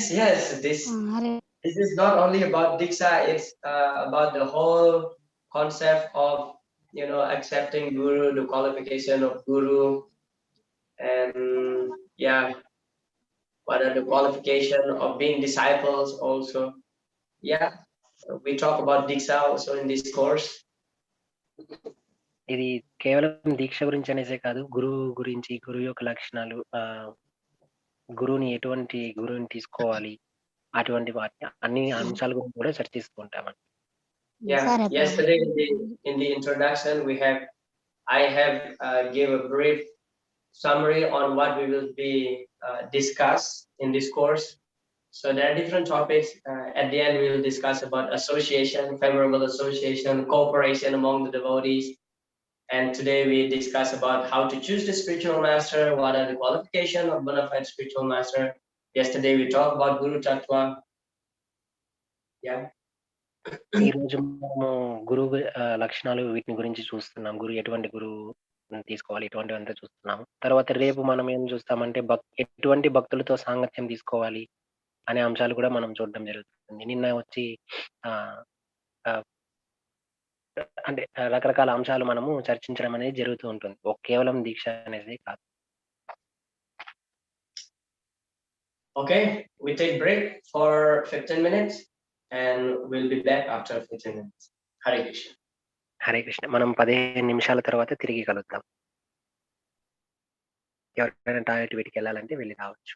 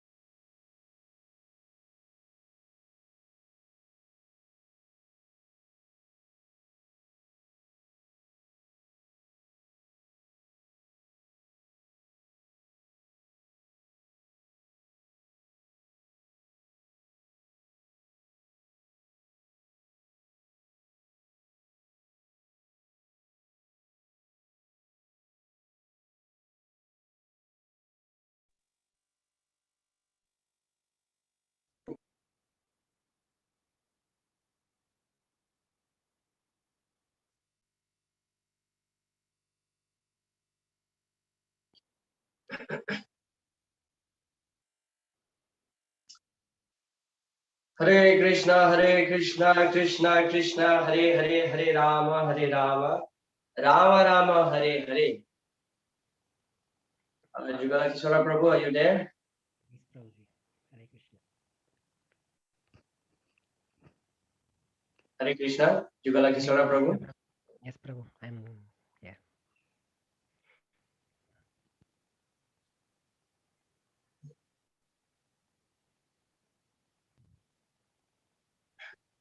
వినిపిస్తుంది కానీ వెంటనే Is it audible, Prabhu? Jugala Kishora Prabhu, can we start? Yes, is it not audible? Oh. Prabhu, is it Hare audible Krishna. now? Hare Krishna. Hare Krishna, is it audible now, Prabhu? Prabhu, your voice is very, very low. Now is it okay? Yeah, slightly okay. Okay. All right. Hare Krishna. So we shall start again our discussion. Restart again our discussion. So now we are going to discuss about selecting Guru, finally. So in the lecture, Srila Prabhupada explained, so therefore the process is, before accepting a Guru, one must hear him at least for 1 year. And when he is convinced that here is actually a Guru who can teach me, then you accept him, Guru. Don't accept whimsically. So this is the process, at least 1 year. I would say this is the assessing process, yeah, between the disciples and the spiritual master. You should hear from that person for at least 1 year, hear his lecture, his kirtan, try to absorb on his activities. And then when you convince that, okay, this person is actually a very suitable person who can guide me, who can deliver me from this material world, then you accept that person as your Guru. Otherwise, don't accept Guru whimsically, as Srila Prabhupada explained. ఇక్కడ తర్వాత మనం చెప్పుకోబోయే అంశం వచ్చి గురువుని ఎంచుకోవడము, ఎటువంటి గురువుని ఎంచుకోవాలి అనే దాని గురించి. ఇక్కడ శ్రీల ప్రభుపాద చెప్తున్నారు, కనీసము 1 సంవత్సరం పాటైనా మనం ఎవరైతే ఆధ్యాత్మిక గురువుని ఎంచుకోవాలనుకుంటున్నామో ఆధ్యాత్మిక గురువు యొక్క ఉపదేశాలు వాటిని కనీసం 1 సంవత్సరం పాటు అయినా వింటూ ఉండాలి. అప్పుడు మనకి ఆ ఆధ్యాత్మిక గురువుని తీసుకోవచ్చా లేదా, స్వీకరించవచ్చా లేదా అనేది మనకి ఒక దృఢ నిశ్చయం అనేది కలుగుతుంది. లేదు ఏదో తీసుకోవాలి కదా అని ఒక మానసిక కల్పనతో కానీ, లేదంటే ఏదో చెయ్యాలి కదా, దీక్ష తీసుకోవాలి కదా, అందరు తీసుకుంటారు మనం కూడా తీసుకోవాలి అన్న ఉద్దేశంతో అయితే తీసుకోకూడదు. కేవలం కనీసం అంటే 1 సంవత్సరం అన్న ఆధ్యాత్మిక గురువుని యొక్క ఉపదేశాలు అన్నింటినీ మనము ఆచరిస్తూ ఉండడము, వింటూ ఉండడం చేస్తూ ఉండాలి. Sometimes the devotees making decision to choose their spiritual master based on which sannyas or which guru he sees or she sees for the first time. Yeah. So this is not a very correct way how to choose a guru. Yeah. You can meet different personalities and then you must assess that person. కొన్నిసార్లు ఏమవుతుంటుంది, కొంతమంది భక్తులు ఏం చేస్తారంటే ఎవరైతే ఎటువంటి సన్యాసి. Prabhu, your voice still not so audible. Probably you have to put your microphone closer. Yeah, I kept microphone closer only, Prabhuji. Okay, now it's much better. Okay, fine. Is it okay now also? Okay. మనం ఎటువంటి ఆధ్యాత్మిక గురువుని తీసుకోవాలి అనేది కొంతమంది భక్తులు ఏం చేస్తారంటే మొదట వచ్చినప్పుడు, అంటే ఈ సంస్థలోకి, ఇస్కాన్ సంస్థలోకి వచ్చినప్పుడు మొదట ఎటువంటి సన్యాసిని అయితే చూస్తామో అటువంటి సన్యాసినే ఆధ్యాత్మిక గురువుగా తీసుకుంటూ ఉంటారు. మామూలుగా అట్లా చేయకూడదు. మనము చాలా ఇస్కాన్‌లో చాలా మంది గురువులు ఉన్నారు. కాబట్టి ప్రతి ఒక్కరిని మనకు సాధ్యమైనంత మందిని మనము చూసి వాళ్ళని యొక్క ఆదేశాలు, వాళ్ళ యొక్క కార్యక్రమాలు అన్నింటిని చూసి మనము అవగాహన చేసుకొని అప్పుడు మనము ఆధ్యాత్మిక గురువుని ఎంచుకోవాలి. So here Srila Prabhupada explained that before there is a mutual acceptance, so both the disciples and the guru candidates, disciples candidate and guru candidate, should put a strict scrutiny. Srila Prabhupada mentioned here, place each other under strict scrutiny before mutual acceptance, since even ordinary household items are tested before acquisition. So both actually the disciples candidate and the spiritual candidate, spiritual masters candidate, at least they should know each other. They interact, they assess one after another, then they should decide. They will decide. Yeah. So it is not that, okay, I met him for the first time and he smiled at me. I feel, I think he's my guru.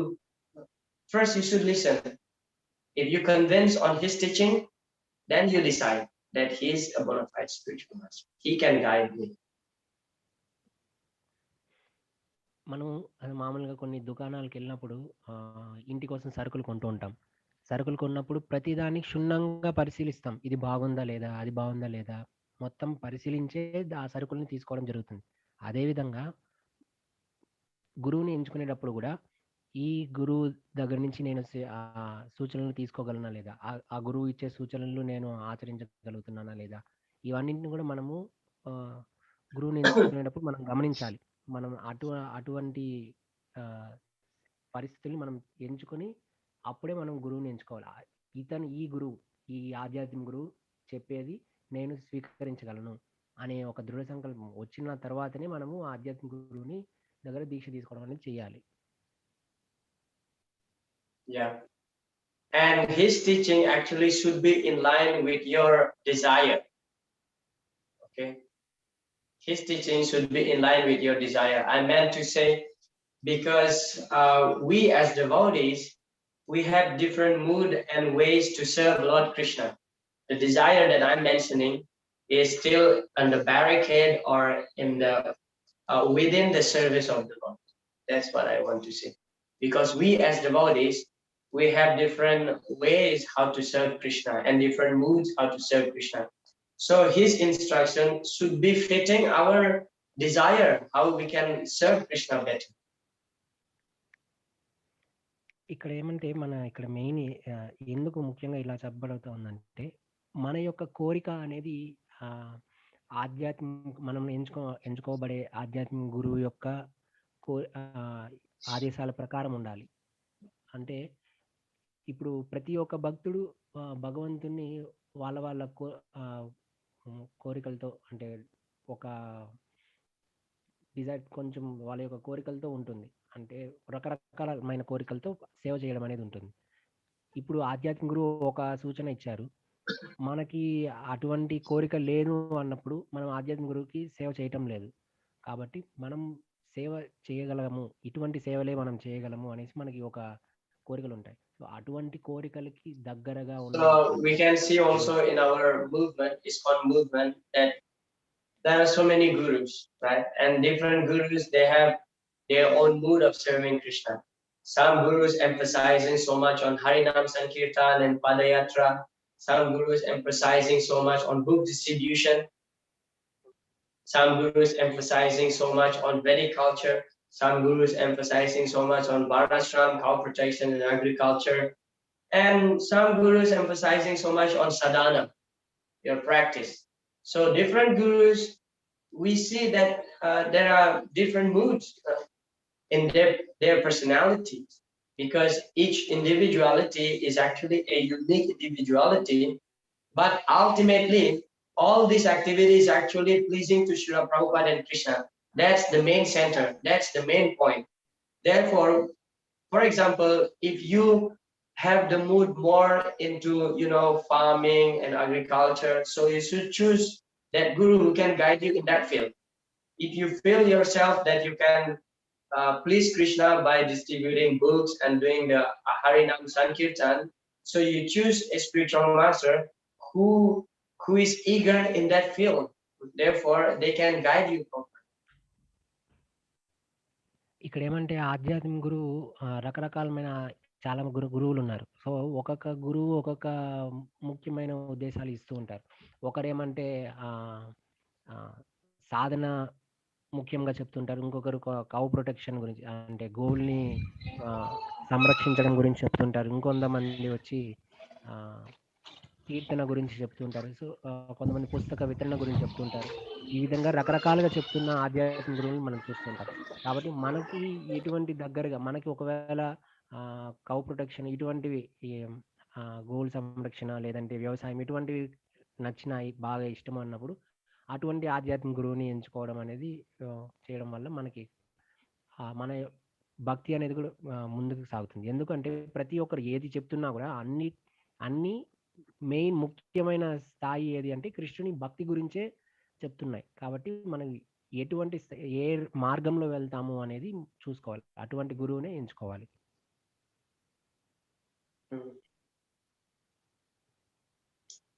So here in the Harinam Chintamani, it is described, the point is that one must not bring upon himself the calamity of having to reject his spiritual master.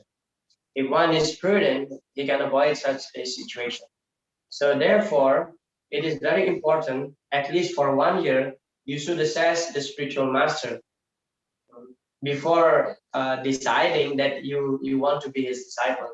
Otherwise, in the future, you may lament. Because I personally have met some devotees and they they opening their heart to me, saying that, oh, if I meet this person before I meet my guru, I could probably take initiation from that person because that person is in line with my mood in service to Krishna. So this should not happen in our life. This should not happen in our life. Therefore, it should be very careful before fixing our mind to a particular person to become our Diksha Guru. Yeah. Otherwise, as it is mentioned here in the Harinam Chintamani, it's a great calamity when we reject our spiritual master. Reject in the sense of, oh, I'm lamenting why I took initiation from this person. He cannot guide me. Because sometimes we just have this desire, as soon as possible, I should take initiation and I will get the name with the title Das or Devi Dasi at the end of my name, and that sounds cool. ఈ ఆధ్యాత్మిక గురువుని ఎంచుకునేది ఎందుకు ఇంత చెప్పడం ప్రాముఖ్యత ఇస్తున్నాము అంటే, కనీసం 1 సంవత్సరం అన్నా వింటూ ఉండాలి అని ఎందుకు చెప్తున్నాము అంటే, హరినామ చింతామణిలో చెప్పడం జరిగింది. ఇటువంటి ఆపదని తీసుకుని రాకూడదు. ఎటువంటి ఆపద? గురువుని తిరస్కరించడం అనే ఒక ఆపదని మనము మనలో జీవితంలోకి తీసుకుని రాకూడదు. గురువుని తిరస్కరించడం అనేది జరగకూడదు. కానీ అటువంటి పరిస్థితిని మనం తీసుకుని వచ్చినాము అంటే అది చాలా పెద్ద విపత్తు లాంటిది. ఎటువంటి పరిస్థితులు వస్తాయంటే, తొందరపడి మనము ఇట్లా దాసు దేవిదాసి ఇట్లా మనకు చివరి వస్తాయి. మనము ఒక దీక్ష తీసుకున్న వ్యక్తిని అవుతాము అన్నట్టు తొందరపాటు వల్ల మనము త్వరగా తీసుకుంటే ఏమవుతుందంటే, కొన్నిసార్లు మనకు వేరే గురువు నచ్చినప్పుడు అటువంటి గురువు దగ్గర తీసుకుంటే బాగున్నే అని అటువంటి భావన అనేది రాకూడదు. అటువంటి భావన వచ్చింది అంటే మనము పతనం అవుతున్నాము అనేసి సూచిస్తుంది. కాబట్టి ఆధ్యాత్మిక జీవితంలో గురువు ఎంచుకోవడం అనేది చాలా ముఖ్యం.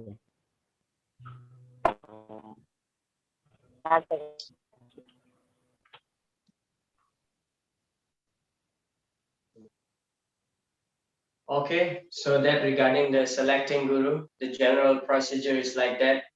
So we have to establish our relationship in the early days when the first time we met a particular person. So if we really convince to that person, then only we express our desire that we want to take shelter. And the procedure is that not immediately you will be given initiation, but first, at least for after 1 year, then you will be given ashraya, where actually you started to chant the Guru Pranam mantra, and after 1 year period, then only you will be given spiritual initiation, Diksha. That's the general procedure. And Srila Prabhupada also explained that actually choosing a guru is not a passion. It's not a fashion. It's not like a custom. It's not like I would say because it is our culture to accept guru. So now I have to take initiation. No, it is not a fashion. Like how you choose clothes, it is not a fashion. But choosing a guru is a very crucial, and it should be with full consideration because we are dedicating our lives fully at the lotus feet of spiritual master. ఇది ఒక ఆచారం లాగా తీసుకోకూడదు. గురువుని ఎంచుకోవడం అనేది ఒక ఆచారం లాగా ఏదో వస్తున్నది కదా, కాబట్టి తప్పకుండా మనం కూడా గురువుని తీసుకోవాలి, గురువుని ఎంచుకోవాలి తీసుకోవడం అనేది జరగకూడదు. మనకి గురువు పట్ల పూర్తి విశ్వాసం అనేది కలగాలి. గురువు పాదాల చెంత ఆశ్రయం అనేది తీసుకోవాలి. అందుకనేసి ఈ విధంగా కనీసం 1 సంవత్సరం పాటైనా గురు పాదాల చెంత ఆశ్రయం తీసుకొని తర్వాతే మనం దీక్ష తీసుకోవడం అనేది జరుగుతూ ఉంటుంది. All right. So now, after discussing the procedure of selecting spiritual master with full consideration, so now we talk about Diksha. Yeah, at the time of Diksha, there will be initiation vows. It's time to discuss about the initiation vows. ఇప్పటి వరకు మనం చూసింది గురువుకి ఆశ్రయం తీసుకోవడం, గురువుని ఎంచుకోవడం ఇవి చూసాము. తర్వాత ఇప్పుడు దీక్ష గురించి, దీక్ష సమయంలో ఎటువంటి ప్రతిజ్ఞలు చేయాలి అనేది. So initiation vows, generally at the time of initiation we'll be asked to take a vow to follow the 4 regulative principles and to chant the 16 rounds of Hare Krishna Mahamantra every day without fail. ప్రతిజ్ఞ ఎటువంటి ప్రతిజ్ఞలు చేస్తామంటే దీక్ష సమయంలో 4 నియమాలు తప్పకుండా ఆచరిస్తాము అనేసి, అదేవిధంగా 16 మాలలు ఖచ్చితంగా చేస్తాము అనేసి దీక్ష తీసుకుంటాం. So we know as devotees, we completely know what are those 4 regulative principles: no meat eating, no intoxication, no gambling, and no illicit sex. But sometimes at the time of initiation, I have seen personally, and recently I witnessed in one initiation ceremony recently given by His Holiness Bhakti Swami on the Radha Ashtami day. So when you are put on the spot to mention what are the 4 regulative principles, sometimes the devotee's mind just goes blank and just like, whoa, what should I say now? Most of the devotees forget the 4 regulative principles at that moment, at the initiation moment. ఈ 4 నియమాలు ఏమంటే మాంసాహారం తీసుకోకూడదు, ధూమపానం వీటిని చేయకూడదు, జూదం ఆడకూడదు, మరియు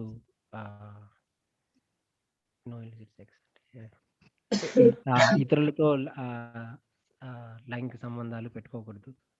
ఈ విధంగా ఈ 4 నియమాల్ని ఖచ్చితంగా ఆచరిస్తూ ఉండాలి. కొన్నిసార్లు ఏమవుతుందో అంటే రీసెంట్గా ప్రభు చూసిన దాంట్లో ఒక రాధాష్టమి రోజు మహారాజు భక్తి రాఘవ స్వామి మహారాజు దీక్ష ఇస్తున్నప్పుడు ఏమవుతుందంటే కొంతమంది భక్తులు దాన్ని చెప్పలేకపోతున్నారు. ఆ 4 నియమాలు ఏంటి అనేది కూడా చెప్పలేకపోతున్నారు. కాబట్టి ఈ 4 నియమాలు మనం నిత్యం ఆచరించడం అనేది ద్వారా మనం Okay, so in the screen you can see these are the 4 regulative principles: no meat eating, no intoxication, no illicit sex, no gambling. So my question is that why do we have to follow these 4 regulative principles? Why? ఎందుకు ఈ 4 నియమాలు? ఈ మాంసం తినకూడదు, ఇట్లా ధూమపానం చేయకూడదు, ఇటువంటి 4 నియమాలు ఉన్నాయి కదా, ఎందుకు వీటిని ఆచరించాలి? మీరు ఎవరైనా చెప్పచ్చు, ఎందుకు ఆచరించాలి వీటిని, ఈ నియమాలను? ప్రభుజీ ఆ 4 హరే కృష్ణ ప్రభుజీ ఆ 4 నియమాలు అనేవి ధర్మం యొక్క 4 పాదాలకు చిహ్నాలు ప్రభుజీ. మనం ఆ 4 ధర్మాలని కనుక వీటిని పాటించడం ద్వారా మనం ధర్మాన్ని రక్షించవచ్చు. అంటే ధర్మాన్ని రక్షిస్తుంది, మనం రక్షిస్తుంది అంటారు కదా ప్రభుజీ. అందుకని మనం ఈ 4 నియమాలను పాటించాలి. Sai Kumar Prabhu is saying that these four are principles of dharma, four dharmas. So by following these regulations, we are protecting the dharma. So once we protect the dharma, dharma will protect us back. Excellent answer. Thank you so much. Thank you. Yeah. So this is the reason why we follow the four regulative principles, because these are the pillar of dharma. Yeah, Satyam, Daya, Tapa, Socham. So we follow this because we want to protect dharma, as you correctly mentioned, that when we protect dharma, dharma will protect us. Excellent. ఇది ఈ ధర్మం, ఈ 4 ధర్మాలు ఉన్నాయి. సత్యం, ధర్మం, sorry, could you repeat that one again, Prabhu? 4 pillars. Satyam, Vishwanath Prabhu, yeah, could you repeat that 4 pillars once again? Satyam, Daya, Tapa, Socham. Satya means truthful. Yeah, Satyam, Satyam ante manamu eppudu nijam cheppadamu. And then Daya means compassion, mercy. దయతో ఇతరుల జీవుల పట్ల మనము దయ, కృపని, దయ వాటిని చూపించడము. And then Tapa means austerity. మూడవది తపస్సు తీసుకోవడము. And then Socham, cleanliness. నాలుగవది శుభ్రంగా, పరిశుభ్రంగా ఉండడం అనేది చాలా ముఖ్యం. If you remember also yesterday, I was giving the analogy, the example of this visa sanctioning office. So the first question that the person asked to you is that whether you have criminal record or not. So we follow these four regulative principles in order to be free from any criminal record. That means we are avoiding the sinful activities. That's why we follow these four regulative principles. These 4 things, meat eating, intoxication, illicit sex, and gambling, these 4 things actually the root of sinful activities. నిన్న మనము చెప్పుకున్న దాంట్లో ఈ రాయబారి కార్యాలయంలో మొదట అడుగుతారు, మీకు ఏదన్నా నేరాలు ఇవంతా చేసిన లిస్ట్ ఉందా మీకు అనేసి అడుగుతారు. ఎందుకు అంటే మనము ఆ దేశానికి పోయేదానికి అర్హులం కాము. అదేవిధంగా ఈ ఎప్పుడైతే ఈ నియమాల్ని ఆచరించమో ఇది మనము భగవద్ధామానికి వెళ్ళేదానికి ఆటంకాలు అవుతాయి. ఈ 4 ఎప్పుడైతే ఆచరించకుండా ఉంటామో భగవద్ధామానికి వెళ్ళడానికి ఆటంకాలు అవుతాయి. Yeah. So no meat eating, this is related to daya, compassion. We don't want to kill the animal. No meat eating, therefore we avoid meat because of compassion. ఎప్పుడైతే ఈ మాంస భక్షణ చేయకుండా ఉంటామో మనకి ఈ దయ అనేది కలుగుతుంది. ఎప్పుడైతే చేస్తూ ఉంటామో ఈ దయ అనేది మనలో ఉన్న లక్షణం అనేది క్షీణిస్తుంది. దయ అనేది చాలా ముఖ్యమైనది. And then no intoxication related to tapa, austerity. Yeah. And then no illicit sex, saucham, because illicit sex is considered to be very dirty activity. Saucham, therefore it should be clean. And no gambling, satyam, truthfulness. అదేవిధంగా తపస్సు, మనం ఏదైతే తపస్సు ఏదైనా కఠినమైన నియమాలు ఏదైనా తీసుకోవాలి అనుకుంటే ధూమపానం, ఇటువంటివి, ధూమపానం అనేసే కాదు, ఈ మందు తాగడము ఇవంతా కూడా ఇంటాక్సికేషన్ దాని కిందకు వస్తుంది. సో ఈ మందు తాగడము, ధూమపానం వీటిని చేయడం వల్ల మనము తపస్సు చేయలేము. మిగతావి కూడా అట్లే ఇలిసిట్ ఇతరుల పట్ల ఇతరులతో లైంగిక సంబంధం ఏర్పరచుకోవడం వల్ల మనం పరిశుభ్రంగా ఉండలేము. Yeah. So these are the 4 regulative principles. These vows, we take a vow that we will follow these 4 regulative principles without fail throughout our life after at the time of initiation. కాబట్టి మనము ఈ 4 నియమాలు ఖచ్చితంగా ఆచరిస్తాము. ఆచరించి ఈ ధర్మాలకి ముఖ్యమైన ఈ 4 వాటిని కూడా మనము అవలంబించుకునేదానికి చేస్తాము అనేసి ప్రతిజ్ఞ తీసుకుంటాం ఈ దీక్ష సమయంలో. Yeah. So if we see these 4 regulative principles, just by look at it, like we may think, okay, no meat eating means no meat eating. No intoxication means no drinking alcohol. No gambling means no gamble. And then what else? No illicit sex means not having sexual intercourse with any other man or woman who is not our wife and husband. As simple as that, right? ఇది బాహ్యంగా చూడడానికి ఎలా ఉంది అంటే no meet eat మాంస భక్షణ చేయకూడదు అంటే okay సరే మాంస భక్షణం చేయము. తర్వాత ధూమపానం చేయకూడదు అంటే ఓకే సరే మనము మందు ఇవంతా తాగకూడదు అనేసి అర్థమవుతుంది. మూడవది వచ్చి జూదం ఆడకూడదు, ఓకే జూదం ఆడకూడదు సరే. నాలుగవది వచ్చి ఇతరులతో సంబంధం ఏర్పరచుకోకూడదు అన్నప్పుడు సరే లైంగిక సంబంధాలు ఏర్పరచుకోకూడదు అని మనకి బాహ్యంగా అర్థమవుతోంది. Yeah, but if we analyze, there are actually the deeper meaning of this understanding. కానీ వీటిని బాగా క్షుణ్ణంగా గమనిస్తే మనకి దీంట్లో ఇంకా అర్థం అనేది ఉంది. అవి చూద్దాం. No meat eating means not eating meat. That's like the shallow understanding. But the deeper meaning of no meat eating is that not eating something which is not offered to Krishna. మాంసభక్షణ చేయకూడదు అంటే బాహ్యంగా అట్లా కనిపించినా దానికి క్షుణ్ణంగా గమనిస్తే ప్రసాదం మాత్రమే తీసుకోవాలి, అంటే కృష్ణునికి అర్పించిన ఆహారం మాత్రమే తీసుకోవాలి అని అర్థం. And then no, what's next? Let's go in order. No intoxication.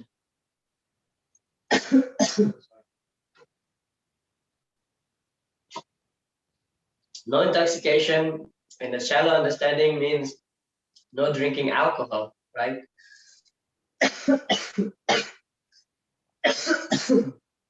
Sorry.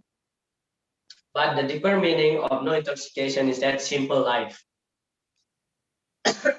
Because we may get intoxicated by wealth also, by opulence. You translate it. I need to take medicine. అంటే ధూమపానం ఇవి చేయకూడదు అంటే అర్థం ఏంటంటే మనకి బాహ్యంగా కనిపించేది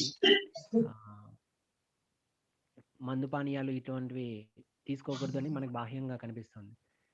కానీ క్షుణ్ణంగా దీన్ని కూడా గమనిస్తే మనము చాలా సులభమైన జీవన విధానాన్ని అవలంబించాలి.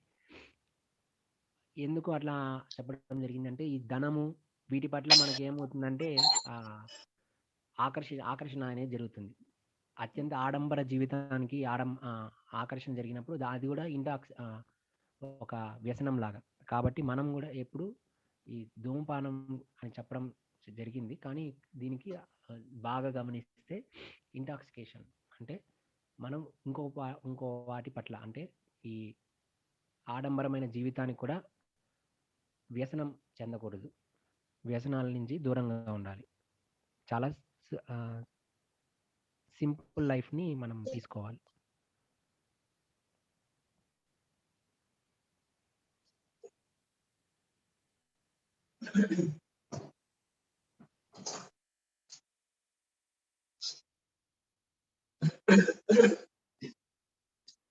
So, where are we? Bro, where did I stop?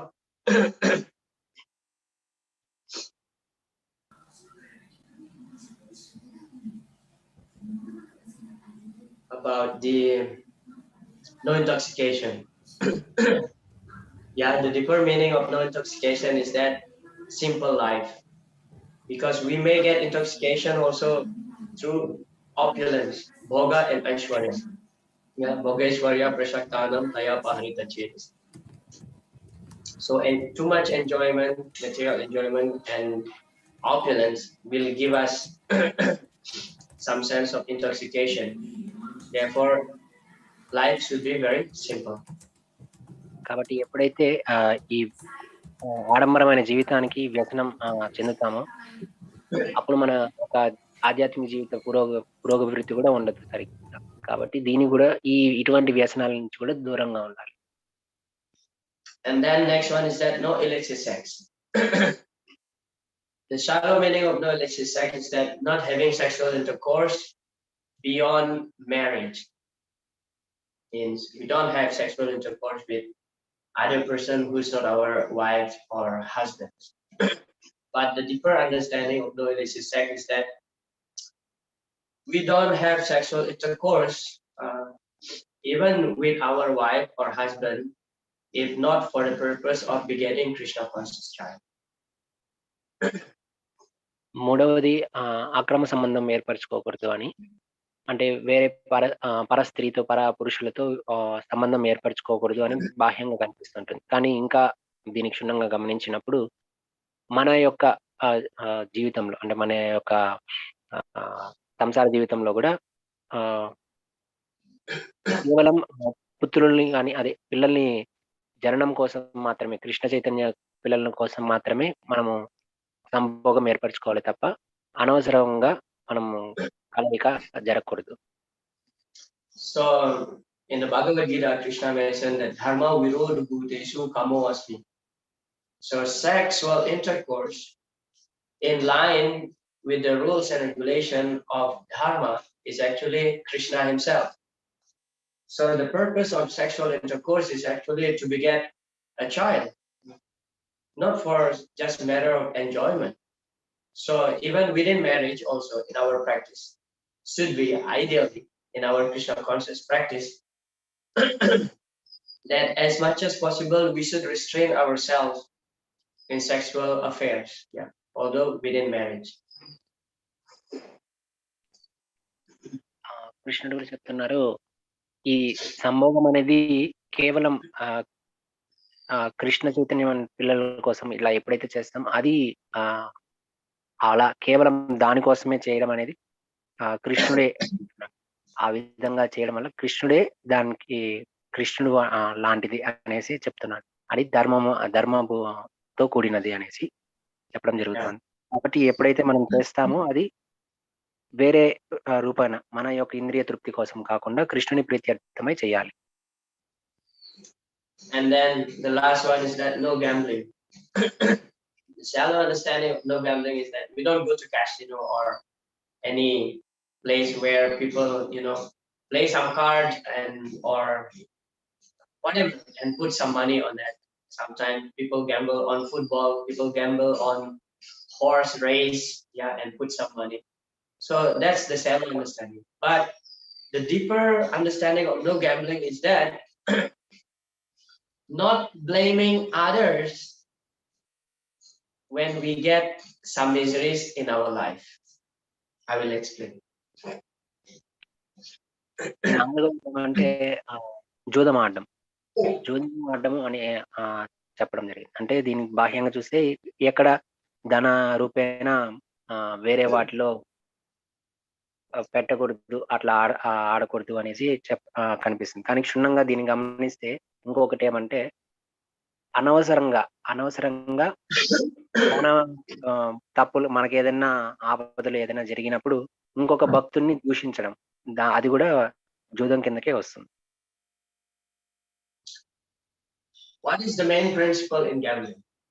The main principle in gambling is that speculation. That means when we speculate, that means there is no satya. It's not truthful because we speculate. So when there is misery come to our life, and then we blame others. Oh, because of this person. Oh, because of that person did that to me. Therefore I'm suffering. Oh God, oh Krishna, why I'm suffering? So when we complain, when we blame others on the suffering that occur in our life, that means we are speculating, and that means we are gambling. Because whatever comes to our life, whether it is happiness or miseries, it's due to our past misdeeds. It's due to us. It's due to ourselves. So now we get this, we deserve it. And when we blame others, especially we blame God, we blame Krishna, that means we are speculating, we are gambling. జూదంలో ముఖ్యమైన సూత్రం ఏమంటే మానసిక కల్పనతో ఉంటాం. మానసిక కల్పనతోనే ఆ పనులు చేయడం జరుగుతుంది. ఇక్కడ మనం చెప్తున్నాం ఏంటి, ఇతరుల భక్తుల్ని దూషించకూడదు అని. ఎందుకు దూషిస్తున్నాము? మనకి ఆ బాధలు ఏదైనా కలిగినప్పుడు ఇతరుల్ని దూషించేస్తున్నాం, ఇతరుల భక్తుల్ని దూషించేస్తున్నాం. ఇటువంటిది కూడా జూదం అవుతుంది. ఈ బాధలు ఎందుకు వస్తున్నాయి? మన యొక్క పూర్వ జన్మ ఫలితం వల్ల, మన పూర్వజన్మ పాపాల వల్ల, పుణ్యాల వల్ల, ఏదో అయితే ఆ ఫలితాల వల్ల మనకి ఆ కష్టాలు, ఆ ఆపదలు, ఆ బాధలు అనేది వస్తున్నాయి. కానీ మనం ఏం చేస్తున్నాము? ఆ బాధలు వచ్చినప్పుడు మన ఇతరుల భక్తుల్ని దూషించేస్తున్నాం. ఆ దూషణ అనేది కూడా జూదం కిందకే వస్తుంది. Yeah. So here, Srila Prabhupada mentioned, it is not very difficult to follow the four regulative principles. Well, if we think it's not at all easy also to follow the four regulative principles, but if we are sincere, it's actually easy to follow the four regulative principles. Therefore, Srila Prabhupada continued, these things should be stopped if you want to be serious. Otherwise, make a farce and do whatever you like. I cannot give you protection. That is not possible. So first of all, we should have commitment to follow these four regulative principles. Otherwise, don't take initiation. Yeah. Better you postpone your initiation if you're still not ready to follow these four regulative principles. Otherwise, you will be in trouble. Guru Avagya means you disobey the order of spiritual master, and that's actually a great offense. మనము దీక్ష తీసుకోవాలి అంటే ఈ 4 నియమాలు ఖచ్చితంగా ఆచరించాలి. ఇది పెద్ద కష్టమేం కాదు, చాలా సులభం. అంతే. మనం సులభము అని తీసుకుంటే సులభంగానే కనిపిస్తుంది, కష్టము అని కష్టంగా అనిపిస్తుంది. కాబట్టి ఈ 4 నియమాలని మనము ఖచ్చితంగా చేస్తూ ఉంటేనే దీక్ష తీసుకునే దానికి ముందుకు రావాలి. లేదు అంటే మన ఆధ్యాత్మిక జీవితంలో పతనమయ్యే అవకాశాలు చాలా ఎక్కువగా ఉంటుంది. కాబట్టి ఇది 4 నియమాలని ఖచ్చితంగా ఆచరిస్తేనే దీక్ష అనేది తీసుకోవాలి. Srila Prabhupada mentioned here, my advice is always chant 16 rounds minimum and follow the four regulative principles. All of my disciples must agree on this point, otherwise they are not my disciples. My disciples must follow these principles, living either in heaven or hell. So it is Srila Prabhupada's request to all his followers actually to follow strictly, chanting minimum 16 rounds and follow the four regulative principles. Otherwise, don't take initiation. కాబట్టి ప్రభుపాద కూడా ఇక్కడ అదే చెప్తున్నారు. తన యొక్క శిష్యులు అవ్వాలి అనుకుంటే ఖచ్చితంగా ఈ 4 నియమాలు ఆచరిస్తూ ఉండాలి. 16 కనీసం జపము 16 మానలను చేస్తూ ఉండాలి. అటువంటప్పుడే తన శిష్యులుగా స్వీకరిస్తారు. లేదంటే అటువంటి వ్యక్తులు ఎవరైతే చేయటం లేదో అటువంటి శిష్యులుగా నేను స్వీకరించను అనేసి ప్రభుపాద కూడా చెప్తూ ఉన్నారు. Srila Bhaktisiddhanta Saraswati Thakur, he explained that if a human being does not chant 64 rounds of Hare Krishna Maha Mantra every day, he is not considered as human. He is animal. Prabhupada యొక్క గురువు అయిన భక్తి సిద్ధాంత సరస్వతి ఠాకూర్ ఒకసారి అన్నారు, మీరు 64 మాలలు, 16 కాదు 64 మాలలు రోజు చేయకపోతే అతను మనుష్యుడు కాదు, మృగంతో సమానము అనేసి చెప్తున్నారు. But now in Kali Yuga, Manda Sumanda Mathayo, Manda Vyagya, Manda Bhagya, Hi Upadritaha. So our mind is always disturbed. Manda. We are lazy. We are always disturbed. So many disturbances, and we are always, having some difficulties in life. So we may think that to chant 64 rounds is not at all possible every day. Maybe once in Ekadasi or in Janmashtami, maybe. But 64 rounds, well, some devotees may do it, but not everybody can do it. ఈ 64 మాలలో ఇప్పుడు కలియుగంలో ప్రస్తుతం ఉన్న పరిస్థితుల్లో మనము అంతటి మాలలు చేయలేకపోవచ్చు. ఎందుకంటే కలియుగం యొక్క లక్షణమే అది, మందమతి, మన యొక్క బుద్ధి క్షీణిస్తూ ఉంటుంది. కాబట్టి ఇప్పుడు ప్రతి ఒక్కరు అది ఆచరించలేకపోవచ్చు. కొంతమంది చేస్తూ ఉండొచ్చు, కొంతమంది వచ్చి ఏకాదశికో లేదంటే జన్మాష్టమికో చేస్తూ ఉండొచ్చు. కానీ 64 మాలలు ప్రతిరోజు చేయలేకపోవచ్చు. in the beginning, actually, Srila Prabhupada demanded all the candidates, disciples, candidates to chant 64 rounds. But they said, no, Swamiji, it's not possible. 64 rounds, too much. ఈ సంస్థని స్థాపించినప్పుడు మొదట అప్పుడు ప్రభుపాద యొక్క శిష్యుల్ని ప్రభుపాద అడుగుతారు 64 మాలలు చేయండి అనేసి. వాళ్ళు చెప్తారు, లేదు స్వామీజీ, మేము 64 మాలలు అంటే మాకు చాలా కష్టం, మేము చేయలేము అని అంటారు. And Srila Prabhupada said, okay, 32 rounds. And still the devotee said, no, Swamiji, still too much, 32 rounds, too much. అప్పుడు సరే ప్రభుపాద చెప్తారు, సరే కనీసము 32 మాలలన్నా చేయండి జపము అని అంటే, లేదు స్వామీజీ, మా వల్ల అది కూడా కష్టము, 32 మాలలు అంటే చాలా ఎక్కువ, మేము అది కూడా చేయలేము అని అంటారు. And Srila Prabhupada said, okay, 16 rounds. And then the devotee said, still too much, Swamiji. What about 8 rounds? And Srila Prabhupada said, 8 rounds? No. If you don't chant 16 rounds, don't take initiation. I cannot give you protection. Minimum 16 rounds. తర్వాత సరే ప్రభుపాద అంటారు, లేదు సరే అట్లయితే కనీసము 16 మాలలన్నా చేయండి అంటారు. అప్పుడు వాళ్ళ శిష్యులు అంటారు, లేదు స్వామిజీ, 16 మాలలు అంటే కూడా ఎక్కువ, కనీసం 8 మాలలు చేస్తాము అని అంటారు. అప్పుడు ప్రభుపాద వెంటనే చెప్తారు, 8 మాలలు కాదు, కనీసం 16 మాలలన్నా చేయాలి, లేదు అంటే నేను మీకు ఎవరికి దీక్షని ఇవ్వను అని అంటారు. So this 16 rounds is actually Srila Prabhupada's kindness to us. Srila Prabhupada is so kind that he gave us only 16 rounds minimum. Prabhupada యొక్క కృప వల్ల మనకి 16 మాలలు చేయమనేసి చెప్పడం జరిగింది. ఇది శ్రీల ప్రభుపాద యొక్క కృప చేతనే ఇది మనకి 16 మాలలు అవ్వడం జరిగింది, లేదంటే 64 మాలలు చేస్తుండాలి. Srila Prabhupada said, you just follow the 4 Guruji principles nicely and chant 16 rounds minimum every day. The rest I'll take care of. అప్పుడు ప్రభుపాద చెప్పారు, కనీసం ఈ 16 మాలలు నిరంతరం చేస్తుండాలి ప్రతిరోజు. అదే విధంగా ఈ 4 నియమాలు ఖచ్చితంగా ఆచరిస్తుండాలి. అప్పుడు నేను మీ యొక్క పూర్తి బాధ్యతను నేను తీసుకుంటాను అనేసి ప్రభుపాద చెప్పడం జరిగింది. So in the class, Srila Prabhupada explained that unless one is 100% pure, it is not possible to go back home, back to God. Prabhupada ఒక తరగతిలో చెప్పారు, ఉపన్యాసంలో చెప్పారు, ఒక భక్తుడు, ఒక శిష్యుడు గాని భక్తుడు గాని పూర్తి 100% తను పరిశుద్ధంగా ఉంటే తప్ప ఆధ్యాత్మిక లోకానికి వెళ్ళలేడు. And then the devotees start, talking to one another. 100%. I think it's not possible to be pure 100%. And then Srila Prabhupada heard that. And Srila Prabhupada said, okay, 90%.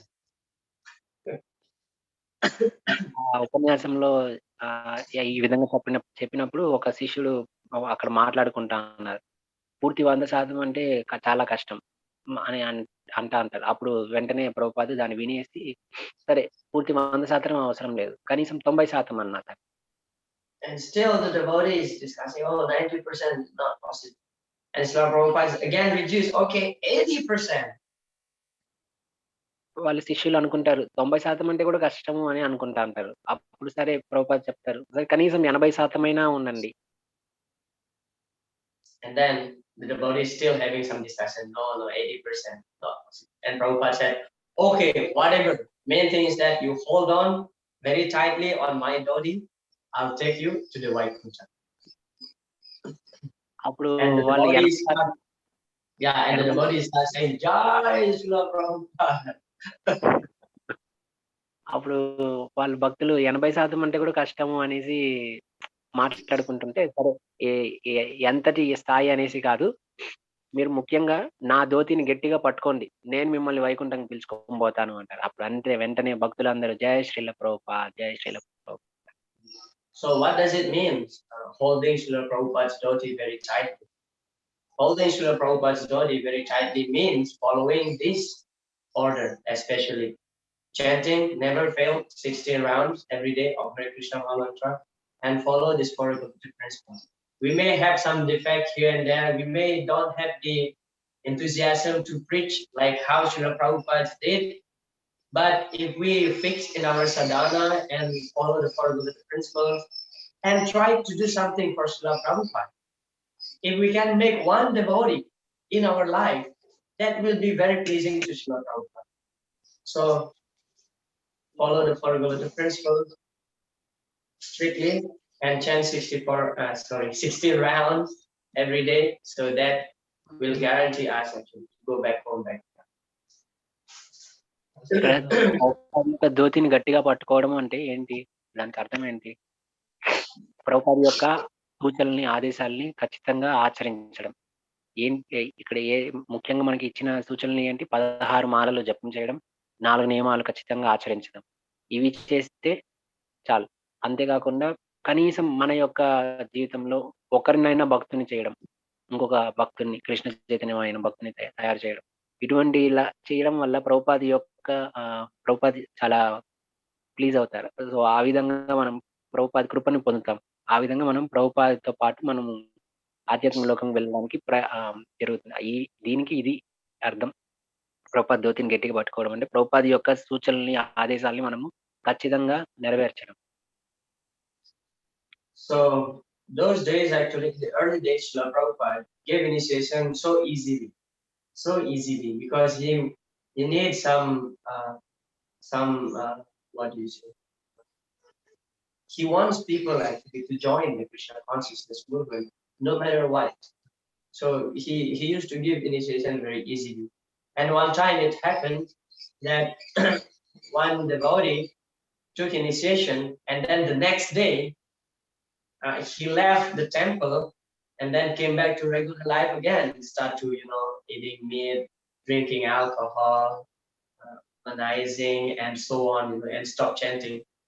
And one devotee reported to Srila Prabhupada, actually this devotee, after the day after his initiation, he left and he stopped following the four golden principles. And Srila Prabhupada said that he may be initiated by me, but he never was my disciple because he is not following his vow. So Srila Prabhupada rejected that person. How can I protect him? Srila Prabhupada said. How can I give protection if he cannot follow this basic principle? మొదట్లో దీక్షలు ఇచ్చే సమయంలో ఎలా ఉండేదంటే ప్రభుపాద పాశ్చాత్య దేశంకి వెళ్ళినప్పుడు దీక్షలు చాలా సులభంగా అయిపోయేది. కొత్త భక్తులకి వెంటనే దీక్ష ఇవ్వడం అనేది జరుగుతూ ఉండేది. అటువంటి సందర్భంలో ఒకసారి ఏమైందంటే, ఒక వ్యక్తి శిష్యుడు దీక్ష తీసుకున్న తర్వాత రోజే మళ్ళీ మందు తాగడము, మాంసం తినడము, ఇటువంటి కార్యక్రమాలు చేసేవాళ్ళు. దీన్ని గమనించిన ఒక భక్తుడు దీన్ని ప్రభుపాదకి చెప్పినప్పుడు ప్రభుపాద చెప్తారు, అతను నా శిష్యుడు అయి ఉండొచ్చు, కానీ నేను అతన్ని శిష్యుడిగా స్వీకరించలేదు. నేను అతన్ని శిష్యుడిగా తిరస్కరిస్తున్నాను. ఎందుకంటే తను చెప్పిన నియమాలు తను ఆచరించటం లేదు. ఎప్పుడైతే నియమాలు తను చెప్పిన ప్రతిజ్ఞలు చేయటం లేదు, అప్పుడు నేను అతన్ని శిష్యుడిగా స్వీకరించను అనేసి ప్రభుపాద చెప్పడం జరిగింది. So here, Srila Prabhupada explained that actually this is a tug of war, so don't be afraid of Maya. Simply enhance chanting and you will be conqueror. That's all. Krishna says, Konteya pratijanihi nami bhakta pranati. You just declare my devotee will never vanquish by Maya. So this is Krishna's statement to Arjuna. So the point is that simply you have to become strong. And what is that strength? Chant Hare Krishna, Krishna Krishna, Hare Hare loudly. So Srila Prabhupada explained that when one is joining the Krishna consciousness movement, that means he is declaring war against Maya. So when we take a vow at the time of initiation, that means we are declaring war against Maya. This is my weapon. The Hare Krishna Maha Mantra is my weapon. So yeah, be serious, otherwise Maya will attack us. And then again, puna charvita charvana. We are chewing something which has been chewed, taking birth again and again in the material world. It's not something which is palatable. So be serious in our practice, especially after we are giving the vows to the spiritual master at the time of Diksha. Then our life will be successful. మనము ఇక్కడ ప్రభుపాద చెప్తున్నారు, మనము ఈ మాయాదేవితో యుద్ధం చేస్తున్నాం. మాయాదేవితో యుద్ధం చేస్తున్నప్పుడు మనం మాయాదేవిని ఓడించాలంటే ఏం చేయాలి? మనం హరినామ జపం నిత్యం చేస్తూ ఉండాలి. హరే కృష్ణ మంత్రం నిత్యం చేస్తూ ఉండాలి. ఈ విధంగా మనము మాయాదేవితో పోరాడవచ్చు. ఎందుకంటే మనం పతనమయ్యే అవకాశాలే ఎక్కువ కనిపిస్తూ ఉంటుంది. ఎప్పుడైతే మనము ఇస్కాన్ సంస్థకి స్టార్టింగ్‌లో మొదట నూతన భక్తుడిగా వచ్చినప్పుడు, అప్పుడే మనము మాయాదేవితో యుద్ధం ప్రకటించేస్తాం. మన యొక్క ఆయుధం ఏంటి? హరినామమే. అప్పటి నుంచే మనం మాయాదేవితో పోరాడుతున్నాం. ఈ దీక్ష తీసుకున్నప్పుడు ఏమవుతుందంటే, ఇంకా తీవ్రంగా ఉంటుంది ఆ యుద్ధం అనేది.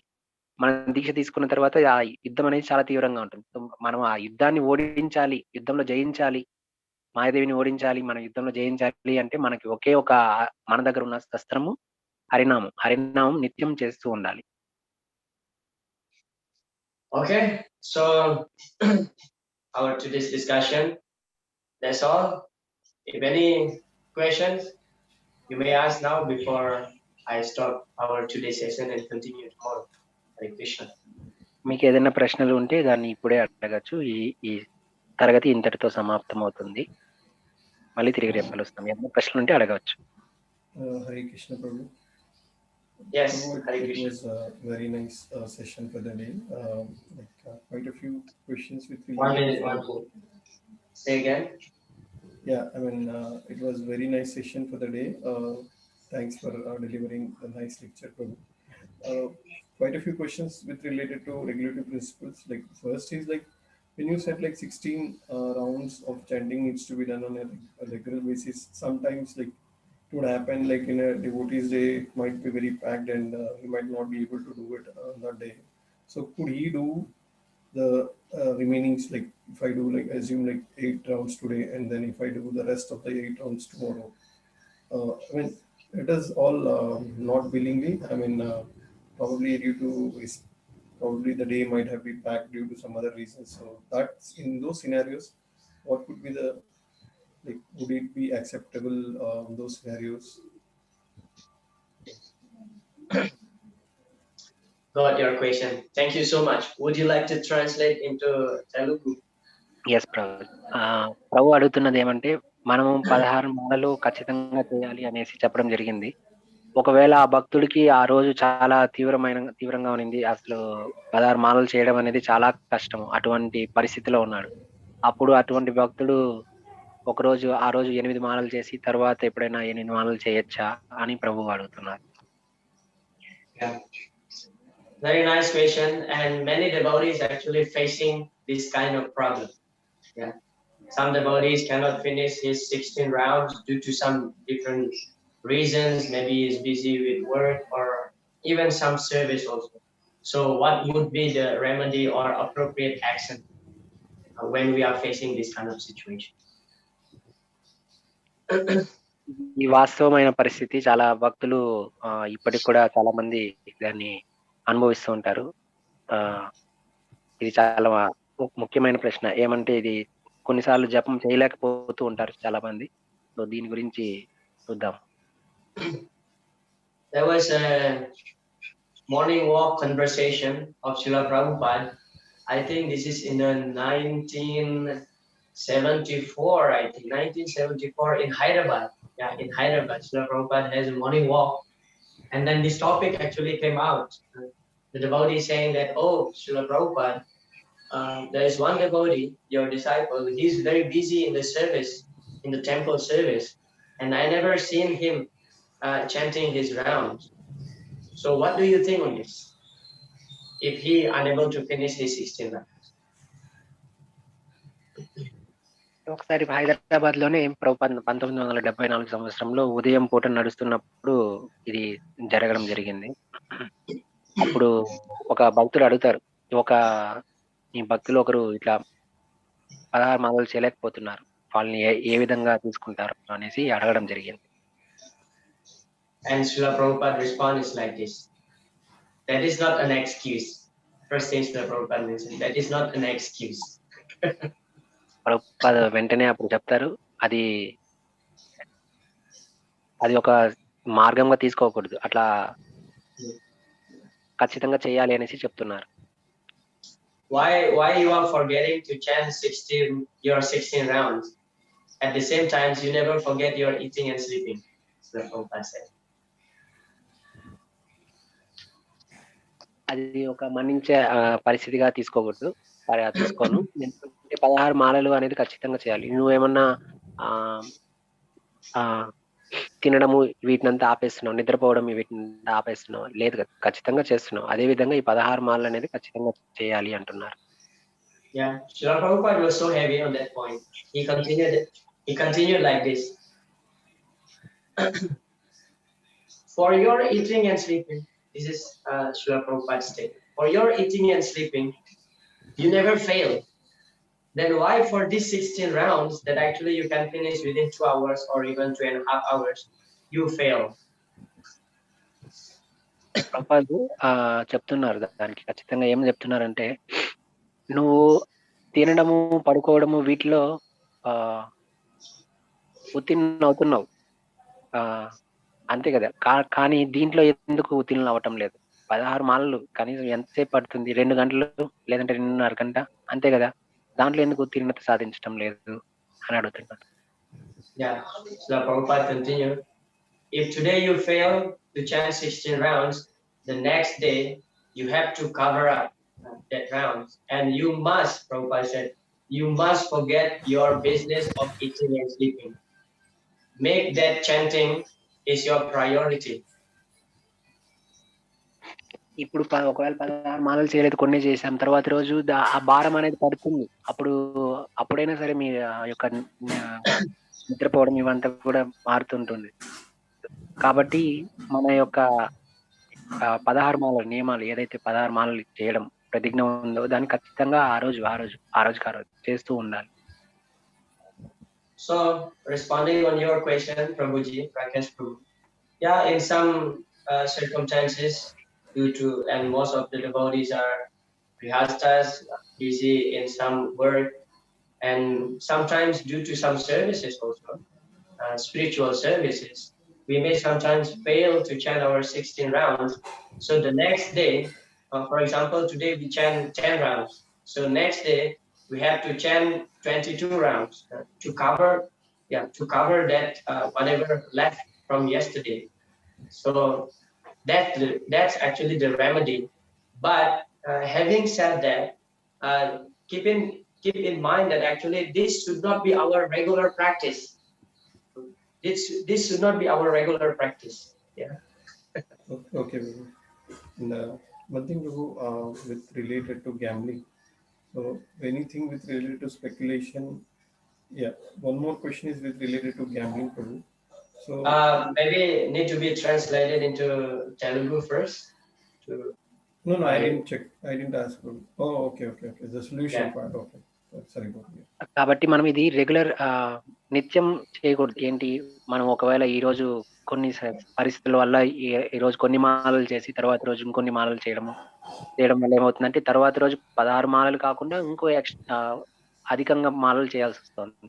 సో ఇది మనకి యొక్క రెగ్యులర్ ప్రతిరోజు చేసే కార్యక్రమం లాగా పెట్టుకోకూడదు. ఏదో పరిస్థితి కుదరలేదు అన్నప్పుడు తీసుకోవచ్చు, కానీ ప్రతి ఒక్క అవకాశంలో ఇది తీసుకోకూడదు. Correction. Okay, Prabhu, your next question, and this should be the last question because we are already 15 minutes crossing the border. Okay. So, with related to gambling, you said like anything with related to speculation should be avoided. So, one thing like investing in stock market or anything, do that need to be avoided as well? Because even that is also kind of a speculation. Yeah.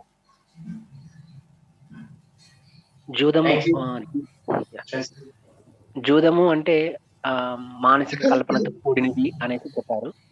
So కాబట్టి ఇప్పుడు మనము ఈ stock markets ఇవంతా ఉన్నాయి, వాటిలో అంతా ఈ ధనాన్ని ఇన్వెస్ట్ చేయడం ఇట్లాంటివంతా కూడా చేయొచ్చా చేయకూడదా అని ప్రభు అడుగుతున్నారు.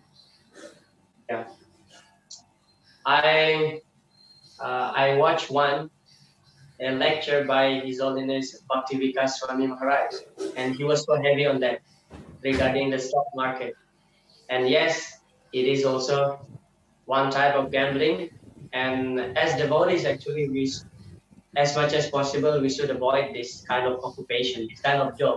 That's why Srila Prabhupada explained that actually we should be live very simply, and we live according to Varnashram, according to Vedic culture, cultivate land and maintaining the cows, protecting the cows. This is the ideal way how to live. Therefore, when the devotee said we don't need varnashram, is actually it's a wrong conception, because without varnashram, without following varnashram, it's really hard to practice Krishna consciousness purely. Such as the devotees on the name of Yukta Vairagya, saying that okay, I do whatever I do, as long as I'm in Krishna consciousness, I'm chanting Hare Krishna, that's fine.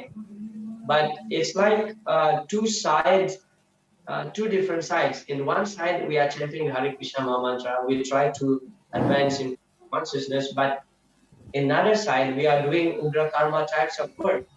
So it doesn't go together. It doesn't go together. So yeah, in that, to respond to your question, as much as possible, we should avoid this because it's kind of Ugra Karma. So we should live according to the Vedic injunction actually.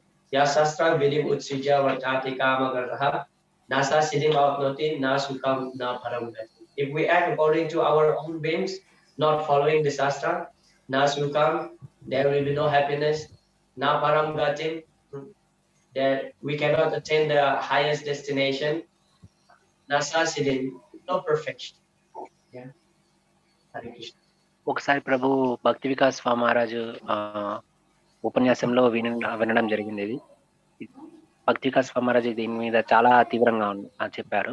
ఏమంటే ఈ stock markets వీటిలో invest చేయడం అనేది అది జూదం కిందకే వస్తుంది.